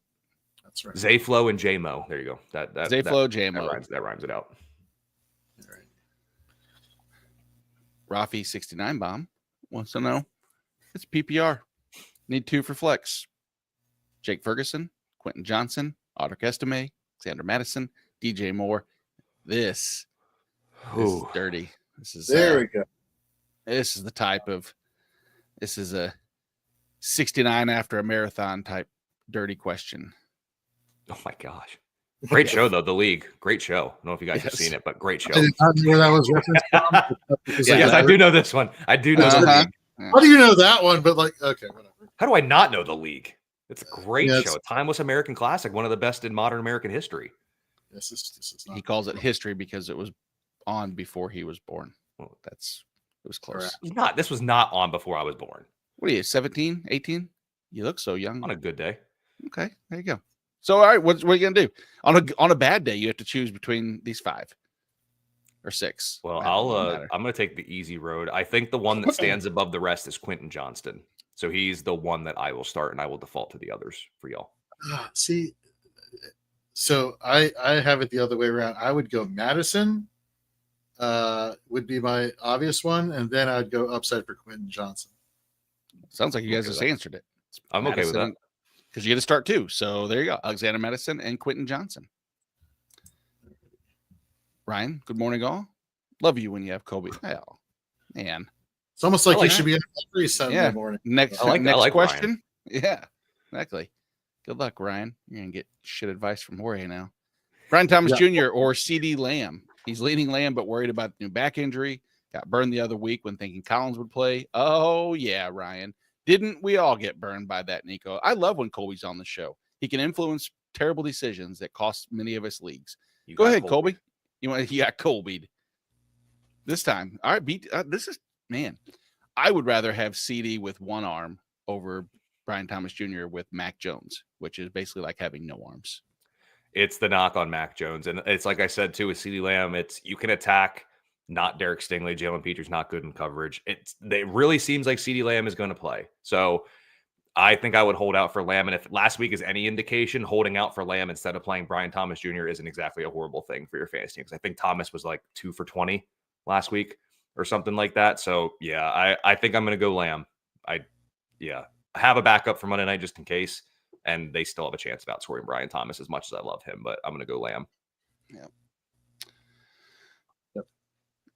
Ken Sonnenberg wants to know. Good morning, Ken. How you doing, buddy? Hopefully, Ken was at Mets Fantasy Camp, I believe, last week or the week before. That sounds fantastic. I mean, granted, you are part of the Mets Fantasy Camp. Do they just stand in the box and let Adam Wainwright throw curveballs and buckle their knees and then just walk back to the dugout? Is that their fantasy camp, or is that? Well, that's probably my fantasy camp. So it's funny. I talked to him yesterday, and he said this is probably the most competitive fantasy camp he's ever been to, which that's awesome. He made it to the champion. His team made it to the championship game. Ended up losing 5-4 though, but he was pretty happy with his performance. So sucks you didn't win, but glad that you had a good time. So here we go. I never have a good time if I lose. So that's the difference between me and you, Ken. You're actually a good person. You enjoy life and aren't bitter. But maybe this decision is creating some bitterness internally. Russ, Aaron Rodgers, Justin Herbert. For me, it's Russ, Herbert, then Rodgers. Colby, your order? For me, it's Rodgers 3, Herbert 2, Russell Wilson 1. So the same thing. Gotcha. I'll go. Yeah, perfect. I won't go anything. All right, let's. Mr. Scamper says that we are a bunch of youngsters. I beg to differ. Probably I'm old, but Jorge and I are young. We're Yes. younger. So yeah, exactly. younger than me. Yes, that is correct. Mhm. Yep. There we go. Ronnie has a question that Kyle Pitts, Will Disley, it's full point PPR, and then we'll get to Jared Goff or Bo Nix. Thanks again, fellas. Thank you for the questions, Ronnie. Appreciate it, brother. I'm gonna probably, man, as much as I like the increase in volume that Will Disley has shown, the maybe likelihood of more targets, I still think I'm gonna lean Kyle Pitts. I don't love it, but it's close enough that I don't feel terrible. Jorge? Kyle Yeah, I Pitts? think matchups are pretty comparable defensively. So I'd go for upside with Kyle Pitts also. Colby, you on the Pitts side? Yeah. Disley just, even when he has gotten like the targets, like we're looking here, like, yes, he has that 8 for 81 on 11 targets that boosted him. But even like the games he had 6 or 7 targets in the past 3 weeks, like 5 for 30 and 5 for 41. It's like 8 or 9 points. Like he doesn't have a touchdown all year. There are quite a few mouths to feed in the Chargers. So as much as I do like that matchup, I'm still going to lean the talent with Pitts. And like I said, that target tree in Atlanta is incredibly consolidated to just a few guys. So give me Pitts between those two. There you go. What you got next, Jorge? Got a question from Skip B. He wants to know Jameis Winston or Drake May. And I need to drop one. No other choice. Neighbors or CD. That's There's a really? choice. Because you got has to be somebody. Yeah, Yeah, there is. Read the first 2 names in that question. Oh, right, that's a fair point. There you go. Boot the other quarterback. Here's Yeah, a drop- decision. The drop answer is Winston. Jameis. Drop Oh, Yeah, you might. I know that the rushing upside for Drake May's grit is better. Jameis just is intriguing more to me, but either one, I don't think that I would love to hear why it must be like, maybe there's a rule that you have to keep 2 quarterbacks or you can't I can't see a case unless he's just, this is just a kind of gun to head type question. If you had to choose one to drop, who would you drop between Neighbors or CD? Or maybe their other receivers are Nico Collins, Tank Dell, Xavier Hutchinson, and John Mechie. And then they're absolutely right. There is no other choice other than Neighbors or CD Lamb. Well, how does he get the first 5 picks in the draft? You can't get the first 5 picks unless We don't know. It could be a work league. You don't know. Could be a keeper league. Could be, something. But still, you think you traded to? You think people are giving up a first round top 5 pick, knowing that knowing that Nico or Tank Dell or Xavier Hutchinson or even potentially John Mechie is available In work or leagues, Robert if Woods. it is a work league, it's very easy. Hey, give me that first round pick. I'll knock that spreadsheet out for you. I'll take that customer call for you tomorrow. It's pretty easy to work around those things. Here's $5. Here's my ham sandwich. Here's lunch. I'll buy you lunch. Lunch for Xavier Hutchinson. Dang. He's merely here for sidetracking and silliness. Well, you came to the right spot because I don't know. I can't tell you what we've answered personally. I can tell you this. I made a dirty 69 joke and come up with a new phrase, getting Jorge. So at my point, if we don't answer another question. And we've rhymed a lot of words We and have. mentioned like stuff before like 1950. So That's true. pretty in. We hit every demographic. Yep. How about the shitty football team running backs like Denver and Tennessee? So Tony Pollard or Audric Esme? I still think I'm gonna go Tony Pollard. 100%. 99%, but close to 100. Standard scoring. Sublime. Man. Cedric Tillman, Amari Cooper, Ricky Pearsall. Tillman. I'm going Tillman. Higher average up the target translates to more yards, more fantasy points, and standard scoring. So yeah, give me that. All right, who you flexing? Frizz wants to know. Standard league. Again, so many standard leagues. Are we like the? Where do you have something in like the SEO that says get all your standard questions answered here. Standard and IDP, super niche. It's like, Yeah. geez. You mean the real fantasy league that should never have gone out of style? Yes. Juju, to answer the question. Whoa. Juju estimator popped up. Juju, really? Of all those names? Wow. Well, I'm sorry. There's one that really stands out is like, ooh, I know one that pops out. Frizz just got Jorge'd. Yeah, I'm gonna go estimate. I think I will go estimate as well. I don't feel good about it though. To be fair, No, none of these are great, but it is what it is what it is in week 11. I mean, if the question is going to involve Juju as one of the options, you know it's not going to be pretty. Yep. All right. All right. Matthew Stafford, Jared Goff. Oh man, Colby is contractually obligated to say Matthew Stafford, I believe. No. Wife's not here. She's not listening. So it's Jared Goff. Okay, perfect. That's who I would start too. Yeah, I'll go Goff. Yeah. Ken Sonnenberg, you are a whole. Ooh. Thank you. That's okay. That's for the Adam Wainwright comment. At least he's still listening, so that's good. That's good. Not anymore, but was. Armando, what's up? What's up to you two, man? Would you start for the flex Alex Pierce, MVS, Justice Hill, Juju, Kayshon Boutte? Ooh, man. You know the Alec Pierce deep ball with Richardson is obviously a thing. I haven't liked Justice Hill lately. The last couple weeks, it really feels like because he was giving you a pretty solid, 7 to 9 points. Jorge's clearly on Juju here, so we bypass you. I'd go Pierce in this matchup, even though it's against Sauce. None of the cornerbacks for the Jets the past 3 weeks have been playing with to their elite level. So even Sauce Gardner, teams have been actually going at him versus just avoiding him and going to DJ Reed. So I think Pierce is a good matchup this week. There you go. Good luck, Armando. All right, JP needs to know. He has to win. He's 3-7 without Kittle. Yeah. He's one wide receiver and half-point PPR out of Drake London, Debo, and Tillman. Plans to play Aaron Jones in the flex. Could replace him with one of those wide receivers. Aaron Jones did get a quote-unquote clean bill of health. Should be ready to go. Number one, do you keep Aaron Jones in the flex over any of the aforementioned options? It is a full-point PPR. So I would keep. Damn. No, I would not. I do Drake London and Debo in this situation.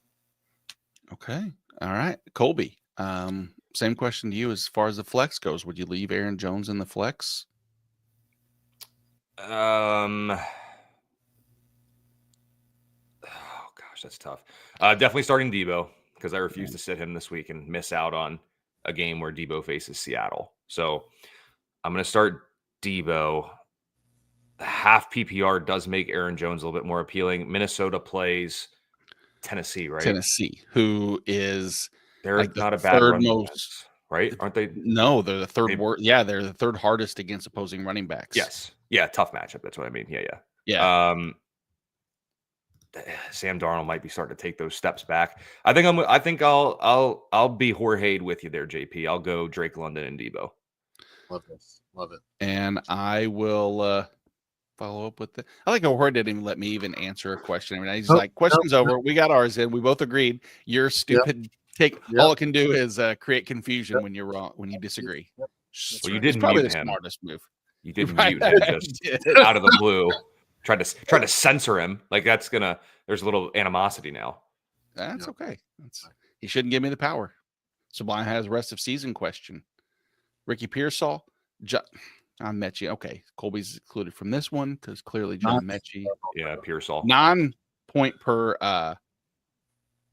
Oh man, I don't know I was trying to think of something that would be R related to the Texans, but I can't think of anything other than PPR. Yeah, I don't know. But non-PPR. Non-PPR. Oh shit. Yeah, it's literally in front of me. Yeah, same here. All right. All right, 18. Game you skip B. I love the comment at the end. And yes, it is a work league. I love Yeah. it. He can only keep 5 wide receivers with Nico coming off IR. He has Puka, Nico, Cup, AJ, Neighbors, and CD. You know what? Oh, man, I don't know if I would drop Cup out of those names. I just might. overpay. I would just overpay. Go to the guy who has Bijan and just offer like Cooper Cup and CD Lamb. Just who cares? Offer them both and just try to get an elite running back or wherever your worst position is. Just offer up 2 because like depending on your league, let's say you can only even start 3 of them. You know, I don't know teams' buys off the top of my head, but Nico hasn't had his buy yet, so you'll have to keep kind of that in mind. The Rams have had their buy, so Puka and Cup, AJ. Eagles have had their buy, I'm pretty sure. Yep. So yeah, I would just look at your team, see your biggest one. I know you said you can't find a trade partner, but I mean, I would just sweeten the pot. Like just offer like Cup and CD Lamb or Cup and Neighbors and do it that way. But the ones I will not trade are Nico, Puka, and AJ Brown. Those are the 3 I will, no matter what, will not trade. Right. The other one's all expendable. Yeah, I think that's actually probably the best advice. And I mean, granted, it's hard to find, the right compromise in an 8-team league because everybody's going to have wide receivers that are going to be good. But you're right, overpaying and giving them the option to have to look at not just getting CD, but now CD and Cooper Cup or Neighbors and Cooper Cup. Or go the route of like, hey, you can take any 2 of Cooper Cup, Malik Neighbors, and CD Lamb and then just grab their best running back or quarterback or like whatever you need. Like, who cares if you lose the trade? Because ultimately, if you're getting another player that you can put in your lineup, because if all of these teams are playing on any given week, you're going to start Puka, Nico, and AJ over the other 3 no matter what. So like, I would just look to ship out 2 for 1 and just basically just, you can't find a trade partner, just make one. Basically, I'd be like, hey, I am conceding that you are quote unquote winning this trade, but in fact, you kind of are because you're never going to play 2 of those guys, and you can get someone that you'll play every week. Exactly. I will say, if you maximize your value, maximize your return for Neighbors and CD for RB1. Those would be the guys that I would try and shop out of all of those. Yeah. Puka, Nico, and AJ are off limits. That's correct. Spime says, thanks, guys. Love the show. First time watching. We'll do regularly from now on. That's awesome, man. I would love to see you back. There's Wednesday night shows across the YouTube channel. There's pretty much every night. You subscribe over there. You'll get notifications every time any of the shows come on. Love to see you in the chat. And then next year, when we start this all back over again, which will be right around the corner, I'm sure, we have regular listener leagues that we would love to have you jump in with as well. So you can beat up on all these bums here. Not myself, because I'm doing good in our listener league. So, yep. That's fine. Little pat myself on the back, not hurt my shoulder. All right. Scampers says, holy hell, skip B. Sorry. But yeah, I know. Oh, He's here. Oh, the old Rick Ankiel wild pitch cut. Gotcha. Yeah. That was a good one. Jack off. Rick Ankiel was a stud, though. Rick Ankiel, dude, if you go back, if you want to watch one baseball highlight, type in the old Google machine. You have to go back to it because it's an older game. Rick Ankiel versus the Colorado Rockies. His throws from the outfield. It's incredible. The dude's arm was elite. Willpower is still back even after getting Jorge'd, and he wants to know, or he's telling us he traded T. Higgins, JSN, Tucker Kraft, and Tony Pollard for CD, Bowers, Jennings, and Judy in a full point PPR. How do you think he made out? So I have no problem trading T. JSN is fine, but with DK Metcalf back, I still like the ceiling just is lowered considerably for me. Kraft for Bowers is a complete victory, of course. And then let's see. What do you think the rest of it, though? I mean, who's the clear number one. I mean, is CD the best piece of all of these, despite the quarterback and the AC joint and everything else that's going on? Say Bowers. Yeah, there you go. That's fair too. I think. Am I the one who doesn't like this trade? Like, I feel like you should have kept Higgins, JSN, Kraft, and Pollard. Like CD, like Dak's not there. Bowers, tight end 1. Okay, Jennings has been playing well, but he's more matchup dependent. And Judy is Jerry Judy. Like, I'd rather have, where's Bauer? Where's Kraft in terms of the rankings for tight end? I want to say he's up there though. JSN, he's up there, but he had a couple spike weeks that really pushed him up. Like when they didn't have Christian Watson and Dontavian Wicks was out, I believe, in one of those weeks. It was, I don't know. I don't see anybody really moving the needle on the traded away side. It just seems like all matchup based. Like T. Higgins is inconsistent health wise and production wise. JSN has really excelled without DK. Kraft is in a tight end wasteland where he just melds into that middle ground of, ambiguity kind of. And Tony Pollard's fine, but on an offense that just doesn't excite me. I don't know. I'm happy with CD, Bowers, Jennings, and Judy, but Judy, you can probably just drop Judy if you really wanted to. So I would do CD. I would have taken Bowers, Jennings, and CD for what he gave up myself. But don't listen to Jorge anyway. Will's really asking for me and Colby's opinion because he doesn't want to know. All right, and Ronnie's back. Okay, there we go. Golly, Bo Nix, Jared Goff. Oh man, guys, let me ask you this though. When it really comes down to this, we know Jared Goff has the best matchup on paper of probably any quarterback this week. The question and the concern is that a 2.5 quarters of production, and then it's going to be just, running the ball and not needing to do much offensively?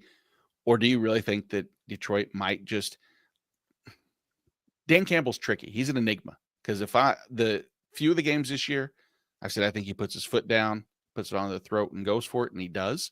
And then other times, they just run house so much that we get that Jared Goff.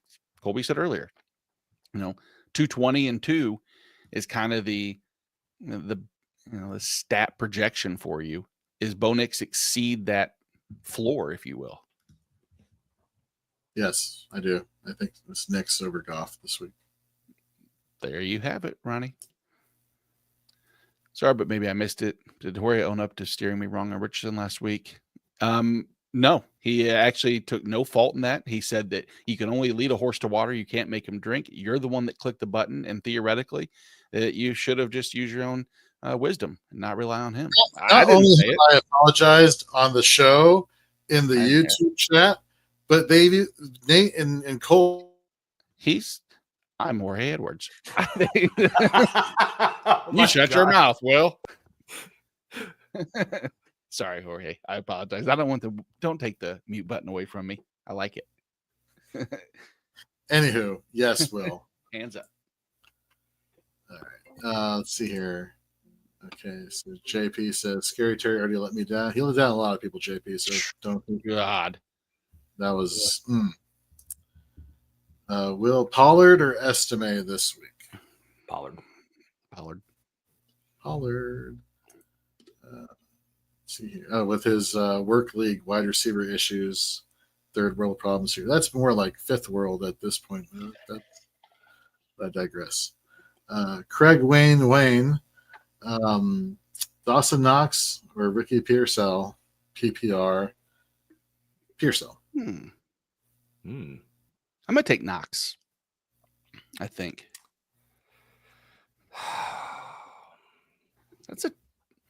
I think that it's a. I love that San Francisco game environment. Like, gosh, this is hard. I will go Knox. I don't like it. I'll go Knox though. JP Work League half PPR. I picked up Taysom Hill with Kittle out. Could also pick up Gesicki or Hunter Henry. I would pick up Hunter Henry, to be honest with you. Mhm. I'm there with just- you. yeah. Whether it's Daniil well- Hunter or Hunter Henry, I would take Hunter. Yes, that fair statement. Love it. All right, ETN or Estime. Now we're getting to this is the type of flex questions. I'm assuming flex. Some of us may have this as like an RB1 question, but we'll just assume flex for everybody's sake. ETN or Estime. Man, I don't really. I don't guess- like. The ETN, excuse me. Yeah, that's the way I'm leaning. I just without Tank, even if they're trailing, I know many, myself included, would say, "Oh, you got to be careful of Dearness Johnson." But even like in the last 2 or 3 times we've said, "Be careful when they're trailing." Dearness Johnson can probably see a lot of the workload. It never really comes to fruition. It's still split between those two. So I think the majority will lean ETN's way. So I would go ETN, even in a bad matchup. I'd hope for 4 catches from ETN. That's go. going to be the saving grace there because you cannot run the ball in Detroit. So ETN. Well, okay. Well, no.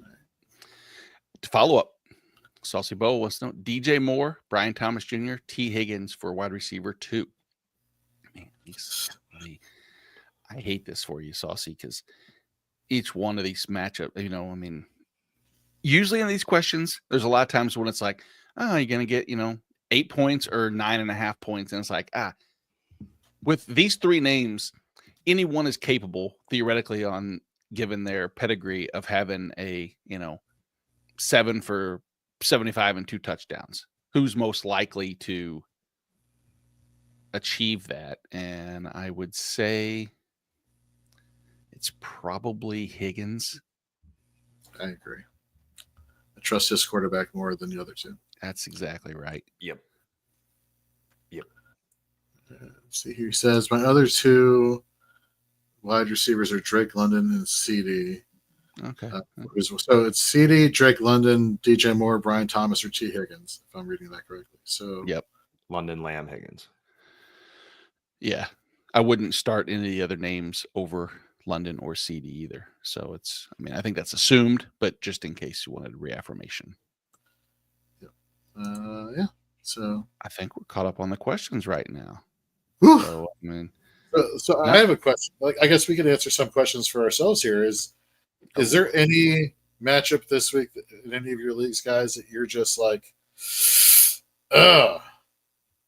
kind of conflicted on, or are you feeling pretty confident in all your matchups going forward today?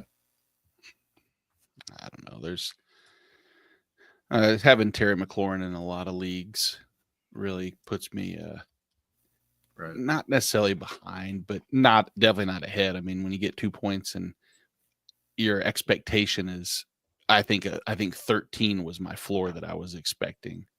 So I mean, I'm a little behind the 8 ball, but let's see if I have any matchups that I just or decisions to make.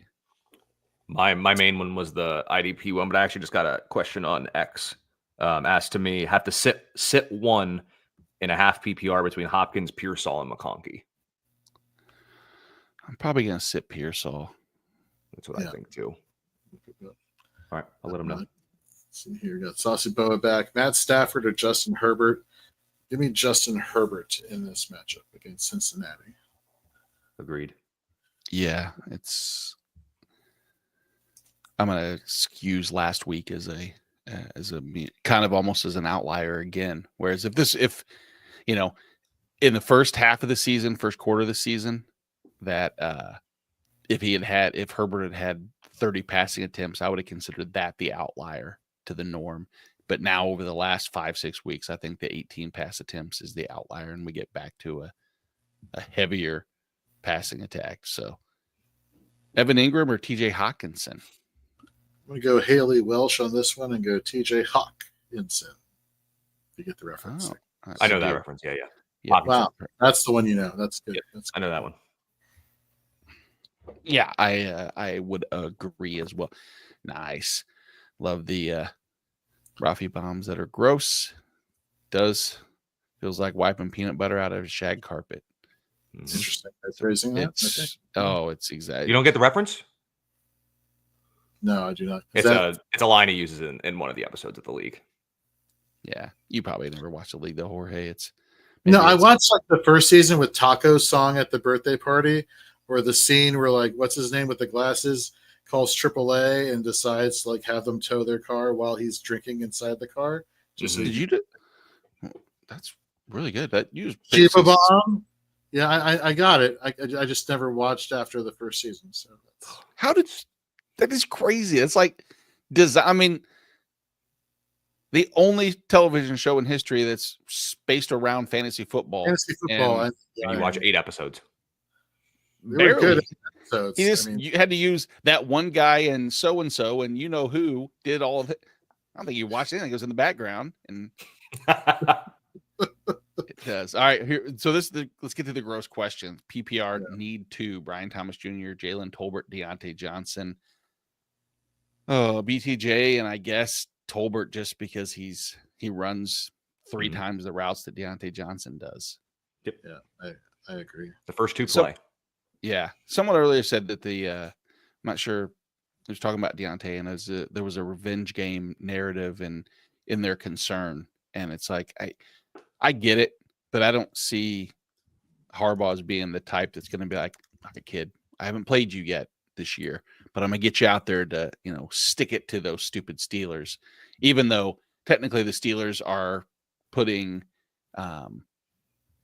Patrick Queen to do the coin toss as I don't know what that is, if that's gamesmanship or just you deserve it because it's your old team, whatever. Are there any weather games to be concerned with? That I am looking up currently. I don't think so. Nothing has jumped out. Not a thing. Enjoy it. It's great. It's nice outside here. There's no game in St. Louis, but if there was, it's not going to rain. I have a question for you. Were you a Rams fan, and then when they left, you went full Chiefs, or have you always been a Chiefs fan? No, I was a more of a football fan, really growing up, more so than 2018 he became a Chiefs fan, I think. 2017. 2017, got it. Yeah. 2017. I didn't even know didn't know that we even had a team. It's great. I got uniforms and everything. It's wonderful. Battlehawks, right? No, yes, XFL, UFL. We have been to a Battlehawks game. It's played at the old Dome. We went to the championship game, bought tickets in advance, because the championship game for the XFL was here in St. Louis, and then I just assumed that they would make, they had been playing well enough to make it to championship. Well, they didn't. They lost, and so I had tickets to watch 2 teams in the XFL or UFL or USFL that weren't St. Louis, which was pretty shitty. So we left at halftime. Tom Brady was there, so people got to see Tom Brady. That was fun. Kurt Warner, amongst other celebrities, like I think Cedric the Entertainer might have been there. I don't know. Yes, Ken Sonnenberg did pick up on the Major League reference. That was me when I said, yeah, they got uniforms and everything. It's really great. And when Jake Taylor was having dinner with his ex and her friends, the Snooty Bunch, where they said Cleveland didn't even know they even had a team, the Indians. And he said, yeah, got uniforms and everything. It's real great. It's funny. All right, I'm just seeing if I have any questions for you guys. So I want to also add, while you're looking up the question thing, is so for me this year in fantasy, from a lot of my home leagues and I even want to say some industry leagues, like the prevalence of using median scoring as a way to get more victories per week has been increasing. Do you think that's something that's kind of becoming more the norm there? For those in the chat, let me know if you needed an explanation on the whole median scoring thing. But Colby, what are your thoughts on that, including that into a home league there? I don't mind it because that way you can basically levy out the field of someone who's, I don't know, 3-7, 3-7 with the third most points scored. I think it's a nice way to add. And honestly, it doesn't really take too much away. I think if anything, it actually does separate the good teams from the pretenders, if you will, in terms of having another matchup. And so, yeah, I'm all for it. I like, I like putting it in leagues. I think it's a fun wrinkle. And, I think it's a good way to balance it out. So that way, if a team happens to be the third most points scored, but the most points against, it's basically not like you're arguably a top 3 team in the league scoring wise doesn't make the playoffs, because if they dominate the median scoring, they have a chance to get some wins each week. So I like it a lot. I think it's a good addition, and I think it'll continue to gain popularity moving forward. So about you, Nick? I love it. I've been an advocate for it for, what feels like they didn't have a name. It wasn't called median scoring because it really wasn't even an option on most platforms 10, 15 years ago, but it never fails. Every year there's one team who finishes, like Colby said, misses the playoffs, second most point scoring. They go back, and they're the only person in the league that's disappointed because everybody else is happy because, a really dangerous team's not in the playoffs. Mm-hmm. Vice versa. If I'm in a league where, the team is really dominant and they don't make it, I'm not disappointed. Let me ask you guys a morality check. I'm going to ask everybody in the chat as well. You are in the final week.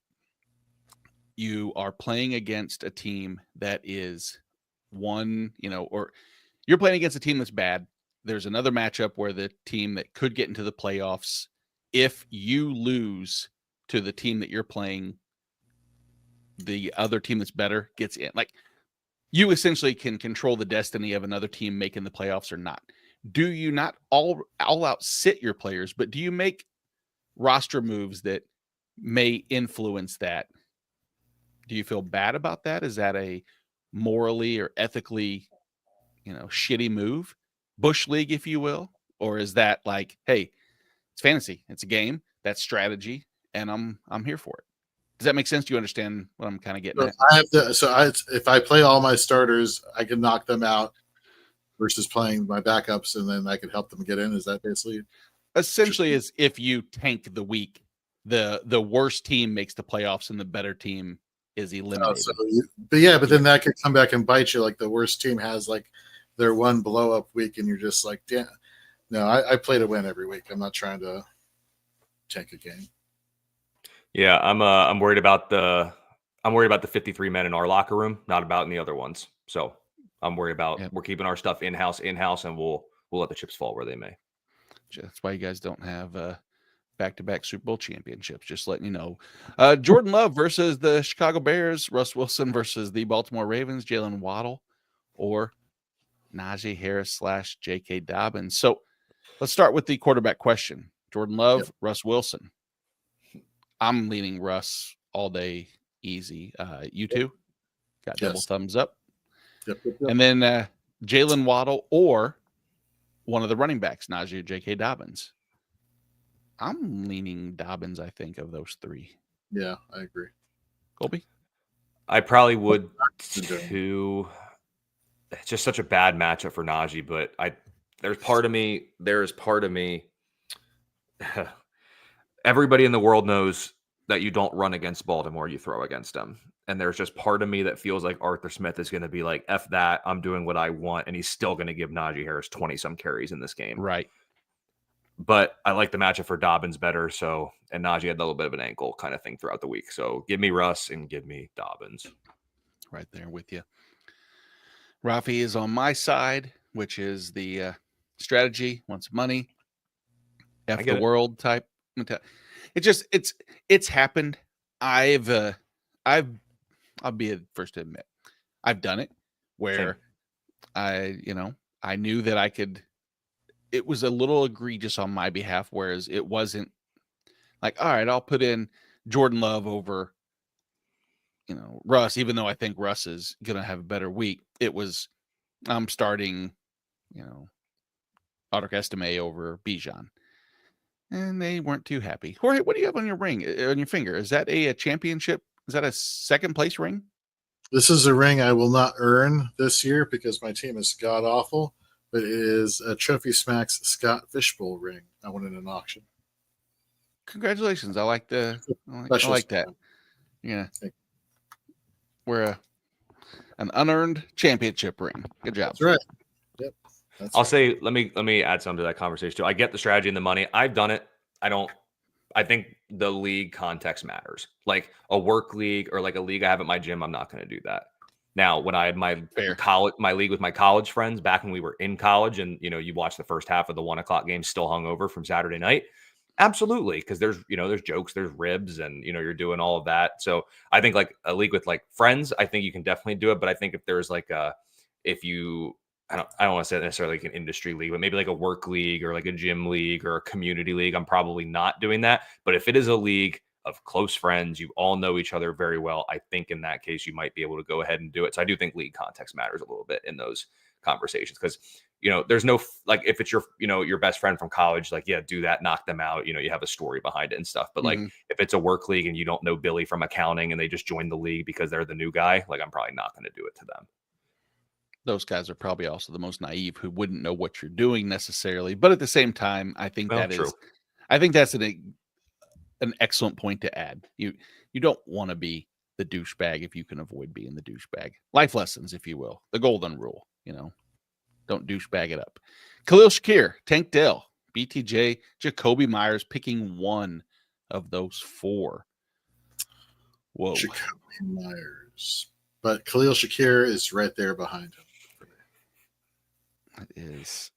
I'm just it's Khalil Shakir by a hair over Jacoby Myers. Yeah, it's it's just everything about that says Shakir has twice the quarterback, twice the offense. Unfortunately, twice the difficult matchup that Jacoby Myers has. But yeah, it is. It's Shakir, Myers. Then I would go, I'd probably go BTJ and then Tank Dell. I'm sorry I'd ever put Tank Dell fourth, but I think that if I had to project something for the game, if Nico Collins doesn't get 13 targets, I'd be shocked. Tank Dell, the Jaleel McLaughlin of wide receivers, as we discussed earlier. Good to know. No, we didn't discuss shit. You discussed that. We said that's crazy. Yep. Juwan Jennings or Ladd McConkey, Jorge? Ladd McConkey. Target share is too much to ignore, whereas Jennings is your third option there with Kittle out. So going there. Juwan Jennings train continues. Juwan Jennings or Tank Dell or Jacoby Myers or Cedric Tillman? Myers. Then Tillman. Man, that is golly. Then Jennings and then Jaleel McLaughlin. Tank Dell. Sorry. All right. I'm Tillman by a hair over Jacoby Myers. I'm a sucker for this matchup. I know I'm coming across like I don't like Jacoby Myers, so I haven't picked him much. You're just putting players that I just love this week, a la Tillman, a la whoever, I already forget who was in the last question. Shakir. I'm a sucker for Cedric Tillman this week. I know putting my trust in Jameis Winston is going to burn me one of these weeks. I know it's coming. I know it's going to happen. Everything is telling me it's another Cedric Tillman week. So I'm going to chase the upside with Tillman. I will admit Myers is probably safer, but I think if one of these guys is going to go for 20 plus fantasy points, Tillman has the best shot. And your trust in Jameis Winston is a warranted trust, because you're not putting your trust in Jameis as a quarterback option in fantasy, like Jameis Winston or Bo Nix. It's Jameis Winston's going to throw the ball 40 times. That is pretty much a given that what we've seen. Yep. And of that, 20 to 25% of those balls will go to Cedric Tillman. What he does with those, not 100%. Will they be picked off? Potentially. But he's going to have an opportunity. And I think they're going to be, I'm leaning with you too. Misery loves company sometimes, and picking Tillman doesn't feel great. So, but I think it's the right move in my decision too. So, all right, man, pretty much every question is one of two, and it's great because it's Juwan Jennings, Cedric Tillman, Calvin Ridley. Oh man, I like Ridley. Oh, I guess Walker's in there too. I'm sorry, I missed that. What Walker are we talking? I'm assuming Kenneth Walker. Oh, I didn't assume. Yeah, I honestly was blanking on a Walker, so I kind of ignored. I was like, I don't know any wide receivers named Walkers. I'm just gonna pass it. I was like, Walker Parshington. Is that what you said? Is that Parker Washington's? Parker Washington. Oh yeah, dude. Yeah, duh. It's not Parker Washington. It's Walker though. That's Walker, where you're right. I think it's Kenneth Walker. Yeah. You have to start Kenneth Walker. I'm starting Kenneth Walker. Yeah. Who's the second one? San Fran's allowed the 7th most fantasy points for the last 4 weeks to running backs. So I'm definitely starting Kenneth Walker. He's the easy one for me. Me too. The second one is a little more tricky because Tillman or Calvin Ridley, and I know That's what it comes Colby, you've down been to. leaning Ridley. Jorge, are you leaning? You Yeah. picked Ridley earlier. So it could be Ridley Walker. You guys, whatever, Walker Ridley. Is that pretty much the consensus? Walker 1, Ridley 2. Yeah, Tillman 3, Juwan Jennings 4. Juwan Jennings is bound to have a huge game, by the way, after everything that we've said so far. Let me in here too. He said also he started McLaurin, so he needs upside. Does that change your mind in terms of taking a risk on somebody for more upside versus having more of a stable floor? In which case, does that change your mind between Jennings, Walker, Tillman, or Ridley? I think Kenneth Walker still has a massive opportunity, though. Like he gets the ball so much. He doesn't get game scripted out now that he's become basically a pass catching back all of a sudden too. Like I'm not really worried about Zach Charbonnet. I'm trying to see what Walker did. All right, last game against San Fran, 14 carries, 32 yards, and a rushing touchdown, 8 catches on 8 targets for 37 yards. So if he can't get game scripted out, I don't think you're sacrificing upside. So I still think it's Kenneth Walker. And I mean, we've seen Ridley pop off, and I've said it many times, but if there's anything Will Levis does, he will throw the ball downfield. It does not matter what will happen. He will throw it. So I still think it's your best shot for upside too is Walker and Ridley. And I think all of them are the upside plays. I mean, none of them are really a floor safe play because Juwan Jennings has popped off. We've seen usually it's without the other weapons necessarily, which still can be the case to an extent. Tillman is, we've seen him have wide receiver 1/wide receiver 2 weeks, and the same with Ridley, just as recently. So I'm in agreement with that as well. So Ishmael has Drake London, Tyreek Hill, DeAndre Hopkins, and Quentin Johnson. Would you drop Quentin Johnson to pick Buccaneers or the Cardinals D, looking how the schedule is, and try to claim him back, another wide receiver for London? He's 6-4, half-point PPR. So first and foremost, would you ever drop a wide receiver, even if it's a bench wide receiver like Quentin Johnson, for the potential of streaming defenses going forward? My answer would be no, just because I don't trust. I mean, defense is pretty fluctuating in and week out production because that's indicative of other team scenarios too. I mean, granted, they're good matchups down the road, but I don't like the Cardinals defense does nothing to me on fantasy wise because they don't have a pass rush and trying to predict interceptions and it just doesn't seem like a likely venture. Yeah, I get the question because like you look at the Bucs, their next 3 games are Giants, Panthers, Raiders. Like it is 3 pretty bad defenses, but I'm not confident Tampa Bay is a good defense themselves. Like you throw all over them, they let up points. Like if they get pass happy with Baker, which they have been at times, like there could be quick drives. That defense gets tired. Yes, it is a very good matchup for Tampa Bay, but I don't really want to put like a Quentin Johnson back out on the waiver wire just for a defense. I mean, you're 6-4, you're doing well. So I get it, especially with the Bucs upcoming schedule, but I'd almost rather hold out, play this week out, and you never know what happens. Like, unfortunately, someone could get hurt and you have a drop candidate that way, or you put them on IR or other things come up to play. Like, I just don't think either of these defenses, despite a good matchup, especially for Tampa Bay, are worth like this, unless you want to, whoever your defense is now. That's what I was going to ask. Basically, drop your defense now, pick up the Bucs, swallow a 0 if you really want to, just for this week, to have the Bucs for the next 3 weeks without having to drop somebody of note. Like that could be something. I don't want to drop any of those receivers. Yeah. And it makes me wonder is the defense that Ishmael has a defense that this week is a really tough scenario? So maybe does he have like the Chiefs and doesn't like the matchup against Buffalo and is considering that? But his defense is the Dolphins. Thank you, Ishmael. And so, yeah, I mean, Miami against the Raiders this week. I love that. Patriots next week. Love that. Packers on Thanksgiving. I don't hate that. I don't love it, but and then Jets. There's at least talent. There's at least more talent on the Miami defensive side. So no, I don't. If anything, if Bucs are available and you really want them for the schedule after this week, drop Miami and go for Tampa Bay and hope for the best. If you want to. Exactly. Yep. Sorry. Let's see here. Noah. Hey, okay. Noah. Pickens. I know Noah. Noah's one of my good buddies. Both. So I'll refrank. We are in a league together. I don't know if we play each other. But Puka or George Pickens, man, we've talked a lot about Russ having, a matchup that we want to exploit. Pickens would be the recipient of that pass funnel, as Colby eloquently labeled it. I think you actually came up with that term. So if you... No, there's just said it. I wish I was smart enough to come up with a term like that. This is tough. These are both like top 8 receivers this week. Yep. Man, that's tough. What do you think, Jorge? I'm going to default to whatever you say because it's like a toss-up for me. I'm going Pickens. I just love the Russell Wilson connection. I think, yeah, it's Pickens for me. I'm not going to be swayed by Mike Williams' touchdown and think, oh, all of a sudden Mike Williams is going to be this main benefactor of this passing game. Like, look, he had a jump ball his first week there. Like, I'm not expecting him to eat into a lot of George Pickens' target share. So, going Steelers. Here we go.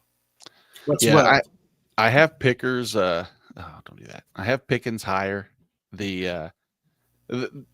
I'll reaffirm it just for myself because I think that despite it's been a little bit of a letdown as much as the hype of Christian Gonzalez has been for me, Puka and Christian Gonzalez could see enough of each other that I think that matchup just kind of widens the gap a little bit. So Pickens. Good luck, Noah. Yeah, let's see here. Ronnie. Okay. All right, Ronnie. 12-point PPR. Superflex. 1 point per first down. Starts 2 running backs, 2 wide receivers, and a flex. Let's start with the running backs here. So Devon Achane, James Cook, Kareem Hunt, J.K. Dobbins. One for me for sure is Devon Achane. Then Kareem Hunt. I would lean Hunt as well. Jorge, you in the Hunt and Achane? Yep, and then Collins. Nico at wide receiver and Puka. Yep. And then, so for flex, do you go Dobbins, Cook, or Higgins? Dobbins for me. Yeah, I think me too. I think me 3. Okay, there you go. Jonathan, thanks, guys. Thank you. Need to start 2 between Ricky Pearsall, JSN, Devontae Adams, Najee. Full point PPR. Full point for first downs. He's starting Russ and Zay. So let's see. Of the 2, is Ricky Pearsall one of the 2 for either one of you guys? No. Me either. Is Najee Harris one of the 2 for either one of you guys? The first down, point for first down is tempting, but like Colby said, you don't run on Baltimore, you throw on Baltimore. So Agreed. So process of elimination would have it as JSN and Devontae Adams, and I think I'm comfortable with that. Jorge, are you? Yep, sounds good to me. Oh, and he has Garrett Wilson, not Russ. So Garrett Wilson, Zay Flowers, and then he gets looks like JSN and then Devontae Adams. So yeah, that sounds pretty solid. So I'm reading this and I'm just like, who's Wilson? Is this a new player that I have no idea? And then I realized I'm an idiot because I Jorge'd myself, and it's Garrett Wilson or Tyreek Hill. Garrett's a safer play. I mean, it took 2.5 quarters really for Tyreek to even get a target last week. Now I know that's not the norm, but that offense is not nearly. I mean, I think Tua's had 1 QB1 week on the season, and I think that was week 1.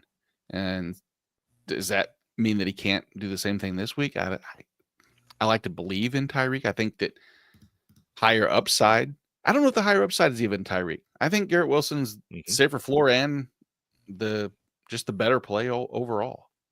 Agreed. Yeah. Perimeter receivers have given Colts fits. That's where Garrett Wilson resides. And since Tua's returned over the last 3 weeks, he only has 1 game with more than 30 plus pass attempts.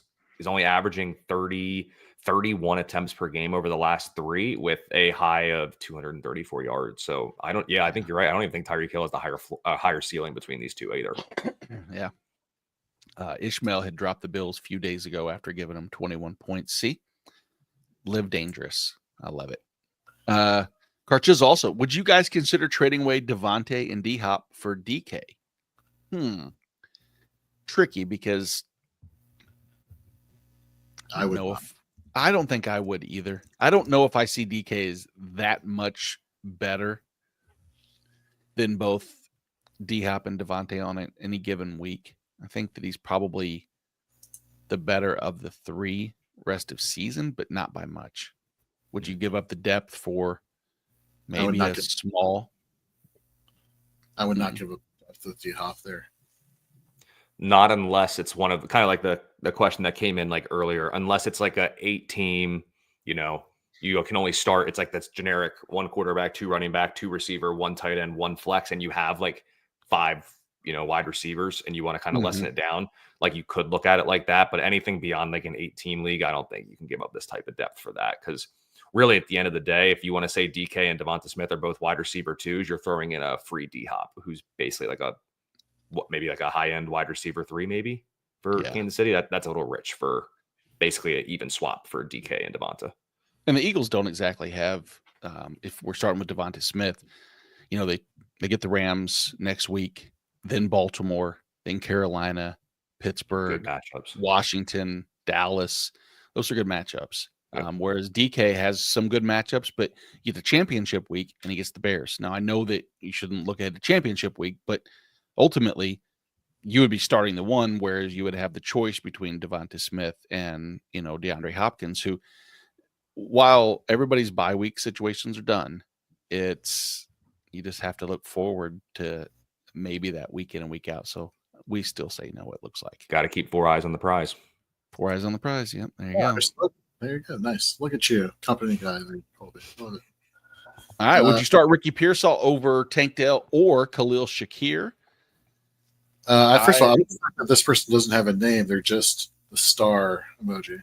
Hello, the Dallas Stars. Must be a Cowboys fan. It's like Cowboy, yeah, exactly. Horns up in the picture. Definitely not over Shakir. Yeah, correct. No, not at all. Yeah. Right. So, yep, agreed. So then, no. Okay. Carchizzle, thank you. I appreciate it. We appreciate you. We do. Mm-hmm. Well, so depth charts or injuries and inactives have kind of been posted there on the interwebs. Nothing jumping out as a last minute scratch there. I think Kittle has been leaned towards being out today. Jalen Warren will play. He was questionable heading into the game. So yeah, I think guys, I think we covered a lot today. We did. We realized that we hate Juwan Jennings and we love Jameson Williams. And Will's a little hung up on Damani and just Richardson.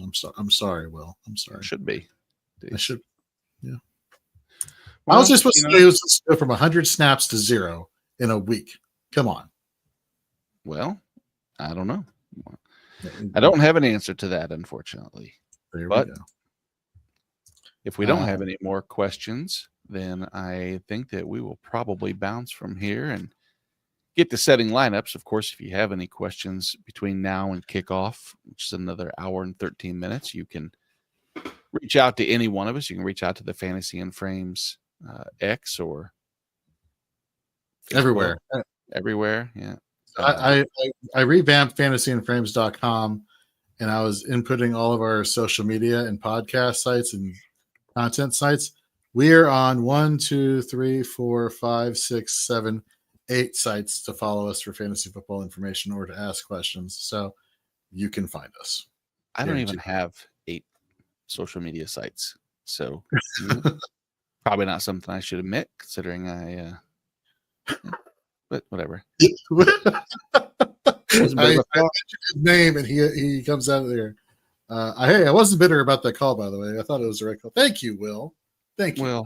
Well, we're bitter for you because while you're being the bigger man, I will take the low road and tell Jorge, shit advice. Just like Nico Collins from Colby. Me batting 1,000, but it is what it is. But he moved on from him and actually added. See, now he's catering to me. It's pandering, and I love it.